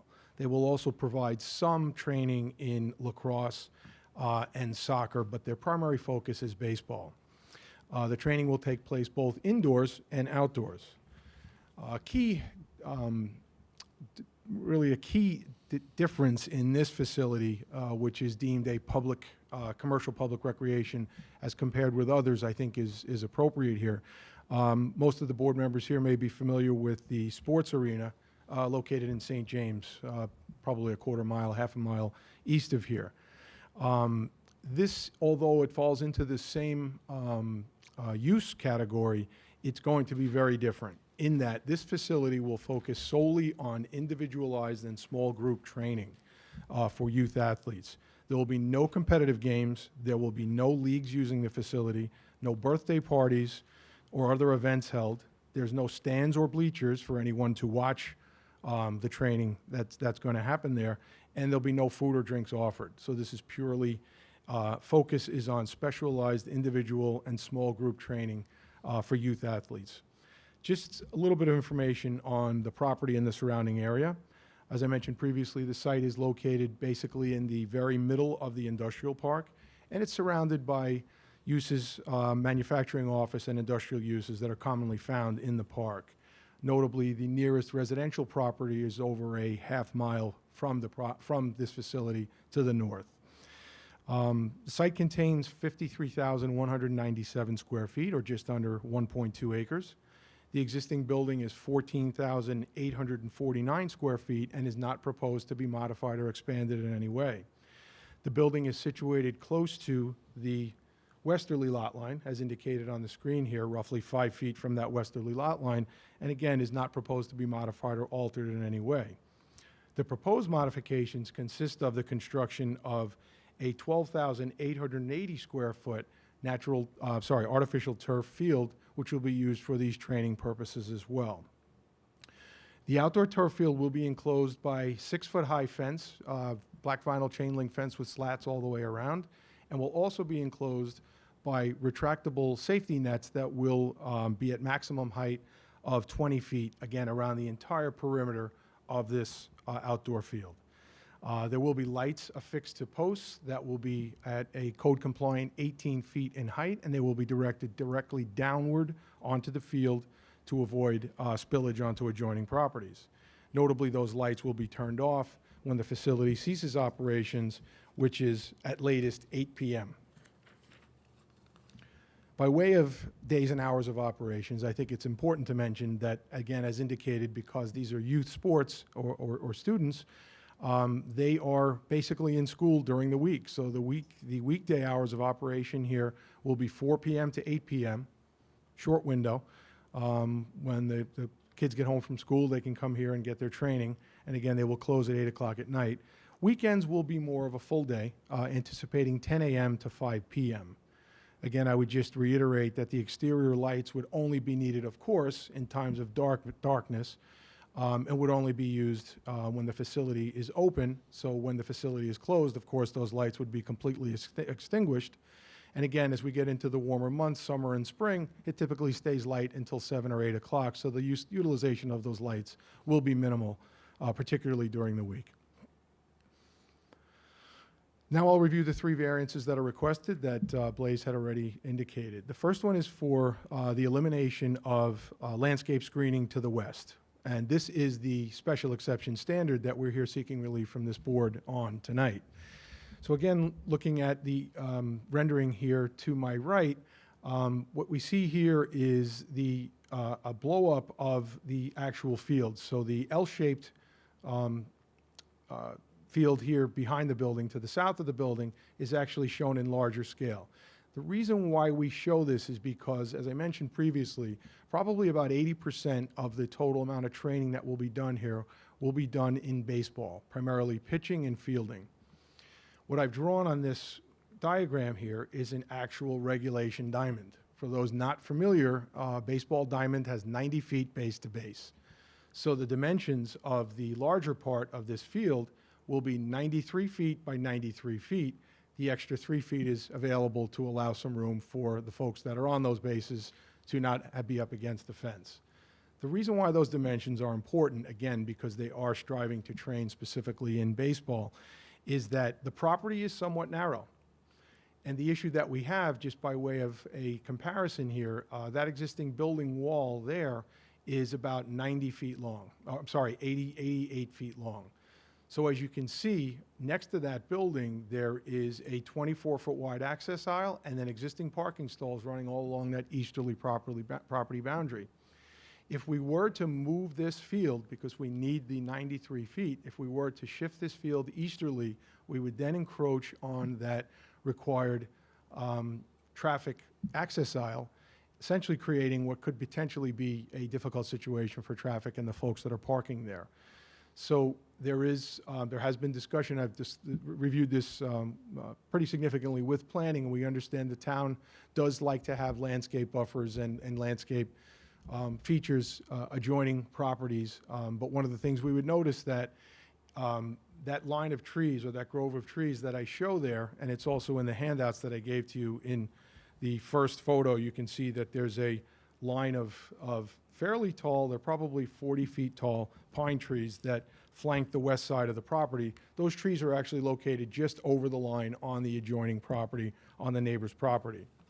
The second photo that I provided is actually a view southward into the neighbor's property. You can see it's a fairly significant grove of trees that buffer our lot from the adjoiner. Again, the reason why I mentioned that and why I provided those handouts is because we are here tonight seeking a variance for not providing landscaping on our side of that turf field.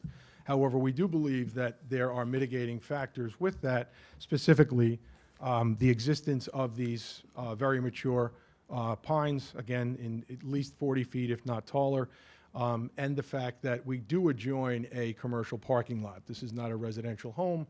This is not a place where anybody lives. The building is basically closed 6 or 7 o'clock at night. They're not open on weekends, to my understanding, and we really don't anticipate that there'll be any impact to that adjoining user. Just to further reiterate the actual dimensions of the field and exactly what's happening around this turf field. So again, the westerly line will have a 6-foot tall fence, and then there will be these retractable nets above that that will extend to a total height of 20 feet above grade. Notably, that's one of the other variances that we have is the increase in a fence height from 6 feet to 20 feet. However, this 20-foot net is retractable, and the manufacturer specifically would require or recommend that those nets be taken down when not in use, specifically because at 20 feet in height, they can catch some wind and they can be damaged by severe winds and high winds. So in order to extend the useful life, the manufacturer recommends that when they go home at night to retract those nets and bring them right down to the 6 feet. So it's not like, although the call of the roll sounds like we're putting up a 20-foot high net, we are proposing to put up a 6-foot high fence that would have nets that would extend above it another 14 feet, and those nets can be taken down. And again, our neighbor to the west is a parking lot that has that grove of pine trees in front of it. I do believe that there will not be any impact whatsoever to that neighbor from these nets. So just to go through the variances in particular, talking about the review or the variance for elimination of the screening, the reason why we cannot move that field to the east is because we would encroach on the required access aisle, which would in turn either eliminate parking or make vehicle access into the parking stalls located along the east very difficult or potentially dangerous. We do believe that the provision of a very nice green grass, artificial turf nonetheless, still, God bless you, still very attractive green grass is, while not evergreen trees, certainly more attractive than concrete or other items that this board may have heard in terms of relief for relief from required buffering. We believe that the 6-foot high black vinyl coated fence set behind those trees with the slats on it will actually create a very attractive viewpoint from that parking lot. Again, just to go over the increase in the height of the fence from 6 to 20, which is the second relief requested, the nets will be extended to a height of a total of 20 feet. And again, they are retractable. They can be lowered back down and will be lowered back down when not in use. And again, because there's a grove of pine trees there, we believe that really those will mitigate any impacts on that property. The final variance that we're here for tonight is elimination of a truck loading stall. Unlike other uses in industrial park or any other business or industrial uses, this particular facility will not have any need for any truck deliveries whatsoever. They will get the everyday mail deliveries, the occasional UPS or Amazon delivery, but there will not be any need, like in a typical industrial setting, for an actual truck. So we believe it was more prudent to forego the loading stall, provide some additional parking stalls for our end users, and request the relief for that variance. That's really the sum of my presentation tonight. I'm here to answer any questions the board may have. Okay, thank you. I have some questions. Yes, sir. Is it going to be used year-round? It will, yes. Obviously, outdoors, weather dependent. I think in times like this with snow or rain, there would not be anybody, of course, using outside. And of course, when the temperatures are just too cold, I know some folks are pretty hardy, but I don't think they'll be out practicing baseball in cold weather. Do you have any idea how many users will be using the training at one time? Yes, sir, we do. In fact, my office did an analysis of the proposed use of the facility. So based on the information that I've gotten from LI Fieldhouse, total office staff on the property, which would be full-time office, admin, just 2. Doesn't take a lot of people to run this business. Trainers and coaches will be a total of 8, and total number of students will be roughly 38. And again, just to reiterate why those numbers sound a little bit low is because this is very highly specialized training. This is for kids that are, at least their parents hope, are going somewhere and heading off to college and going to be playing collegiate sports. So this is very highly specialized training. Once in a while, they will bring in a college trainer or other folks as a guest. But this is a facility that will be really see its peak of use on the weekends. And really most important, the reason why I mention that is because that's when the majority of buildings and uses in that industrial park are closed. So on the weekends, they'll see their peak. But again, maximum of 38 students, trainers and coaches 8, and 2 office staff. And as you can well imagine, you know, each coach can only train so many students. So we're thinking that if it's not individual one-on-one, it's probably going to be a max for each trainer and coach to be 1-on-4. Okay. And the size of the outdoor training area that was developed by the sports that are going to be taking place out there? Yeah, and again, so looking at the diagram, really the key element of this field is for baseball. So we've got the 90-foot by 90-foot baseball diamond located at the building, and then the additional roughly 70 feet of turf training that would be for other sports or for folks having a pepper game with throwing the ball back and forth, or if there's some lacrosse players out there, they'll be out there passing the ball around. So essentially what we did was we calculated the total need for parking on the property, and then we took the entire area behind the building and we're making it into a turf field. That was really how it was sized. Okay.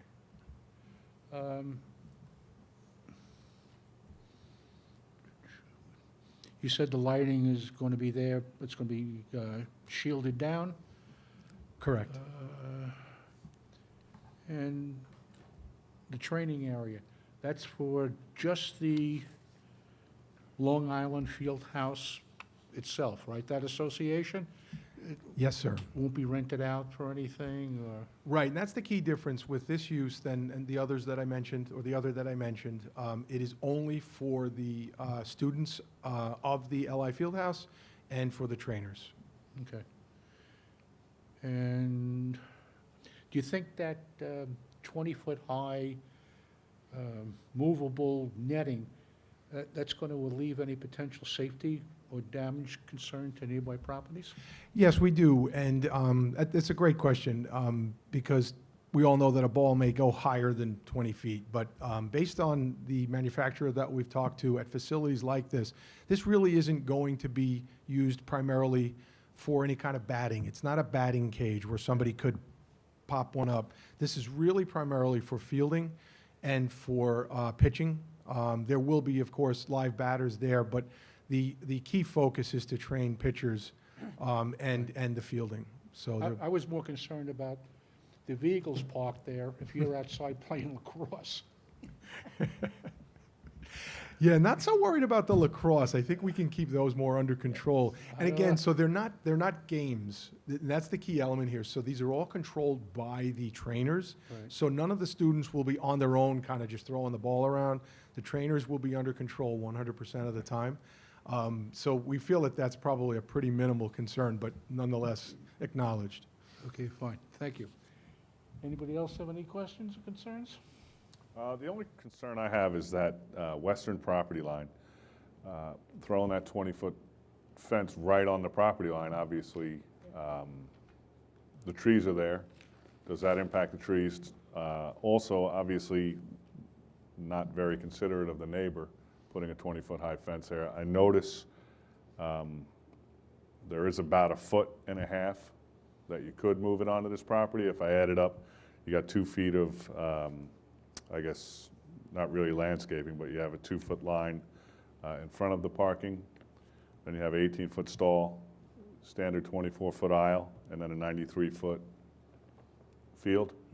So that fence could ultimately be 1.5 feet off that line.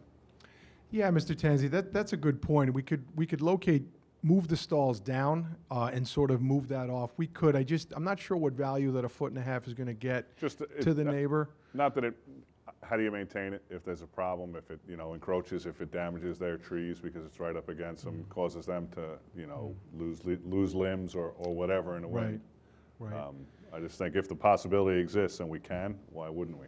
Yeah, and I just want to stress, though, that so I know the call of the roll was a 20-foot fence, but there's really only a 6-foot fence in the traditional term of a fence. It's a black chain link, black vinyl coated with slats.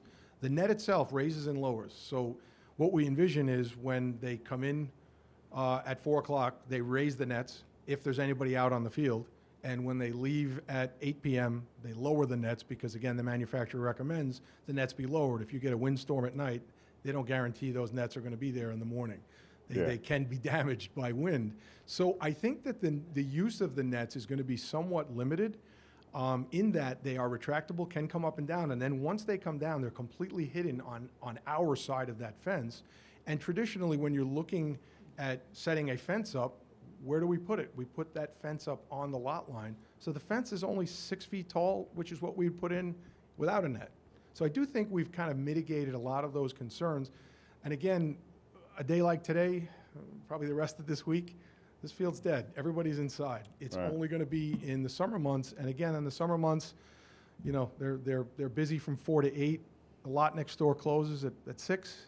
I really believe that it's minimal. If we were next door to a home or some other type of facility or with windows, there I would definitely understand. I think we'd be having a different layout here, but we're on a commercial parking lot.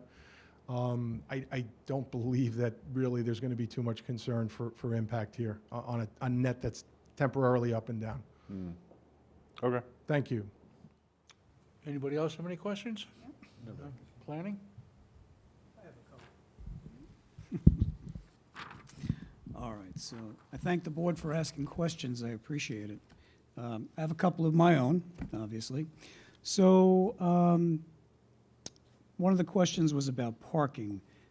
In your opinion, and on the site plan, does it indicate, is the proposed number of parking spaces sufficient for the number of people that will be on the site at any given time? I think you mentioned that there will be 2 office staff members, 8 coaches, and did you say 32 students?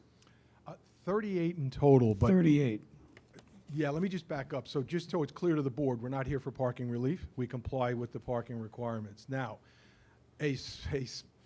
kind of an interesting twist here is that a commercial public recreation use does not have a parking requirement in the code of the town of Smithtown. It is based on a case-by-case, site-by-site basis. So the numbers that I quoted earlier were provided to me by LI Fieldhouse LLC, and we actually created a parking analysis based on that demand. And Mr. Donadio, thank you, because I'll walk through just very briefly the conservative nature of our analysis. So just to go by the numbers really quick, 2 office staff full-time, a total of 8 trainers and coaches, and a maximum amount of students of 38 in total, maximum time on the property at once. Now, here's the difference between this commercial public recreation use and others. There's no stands, there's no seats, there's nowhere for mom and dad to hang out. I'm not even sure if they'll have Wi-Fi. So the idea is drop your kids off, come back and pick them up. So what our parking analysis assumed was that all of the office staff, which is 2, all of the trainers and coaches would be there. And again, this is on the peak day, the Saturday afternoon in spring when they're at their busiest. And that of those 38 students, 3 out of 4 of their parents are dropping them off or picking them up at exactly the same time. Now, the chances of that happening are absolutely minimal, only because of the limited availability of field space, both indoors and out. There will never be 38 lessons starting and ending at exactly the same time. There will not even be anywhere close to that. Nonetheless, we provided enough parking stalls for office staff and coaches of 10, and 75% of the students, again, the students don't drive, their parents do, so 75% of that 38 is 29 vehicles. So we add that up, 39 total vehicle parking stalls would be required in the absolute worst-case busiest scenario. We provide 39 parking stalls. Okay, thank you. Question regarding the size of the sport area, the training area. Obviously, it's designed to be the size of a regulation-sized baseball field, diamond to diamond, plate to plate. If this is for, I don't know for what type of training is actually going to be involved on the site. I'm assuming there's going to be a batting practice, a fielding practice, standard baseball kind of stuff. If the field were made smaller than the 90 square feet, would that be an issue? It would be a big concern, and that is really one of the key elements that I did discuss with the folks in planning beforehand, and we understand the need for the landscape area. But yeah, this is critical. I mean, their business is baseball. 80% of their training will be done in baseball, and as it was told to me when I was first retained for the project, if we can't get the baseball diamond, we're probably not going to do the job. So it's very serious, and I'm not trying to compel the board by any reason, but because 80% of this will be baseball training, That's why this is so crucial. And again, I think that being next door to a commercial parking lot, office parking lot that we're going to be using when they're really not there most of the time, I just don't see that this is a significant impact on them. Okay. I know that you said there's not going to be any rentals of the outdoor courts. Will there be any scheduled or sponsored activities or events out there by the company itself? So initially, they envisioned that there would be perhaps maybe some days where they might have a baseball coach or even a baseball legend come to the facility, just as a reward to the clients and the students that there's somebody here for a quick pitching session or something like that. But that's not going to be the core business. That might be a couple of times a year. And if it would be on any day, again, it would be on the weekend that would happen, when the bulk of all the other businesses in the industrial park are closed. And there's really no other traffic in the park to speak of. Okay, thank you. I think that's it for the questions, but I just want to give the board some information, because Tony had asked about the trees. The setback of the fencing to the trees, is it going to have any effect on the trees? Ed and I were at the site, we did a site inspection. What we noticed was that the existing trees to the west on the adjacent property, while they are quite tall, apparently have been trimmed back and trimmed up. I'm just taking a guess, between 12 and 15 feet. So number one, I don't necessarily know that even if the fence were closer to the property line than 1.5 feet, it would have much effect on the trees at this point, but more importantly, there's no buffer existing anymore that you can basically see from one site to the other. So I just want you to be aware of that. Yeah, the trees have been limbed. I did notice that myself as well, up to about 15 or 18 feet. Notably, though, the trunks are still there, and we're just going to put posts up at about 24 feet on center. So the visual impact of those posts, I think, will be mitigated by those 2 to 3 foot diameter trunks. That's it? Sabrina? Yes, Mr. Chairman. DEW has the following comments. The extent of the requested variances raises concerns regarding the potential for over-intensification of use of the subject parcel and incompatibility with neighboring land uses. This department also wishes to consider information presented by the applicant, as well as any comments received by the public prior to making a recommendation to the board, so therefore, no decision will be made tonight. Okay, thank you. I have to ask, anybody in the audience like to speak on this application? No?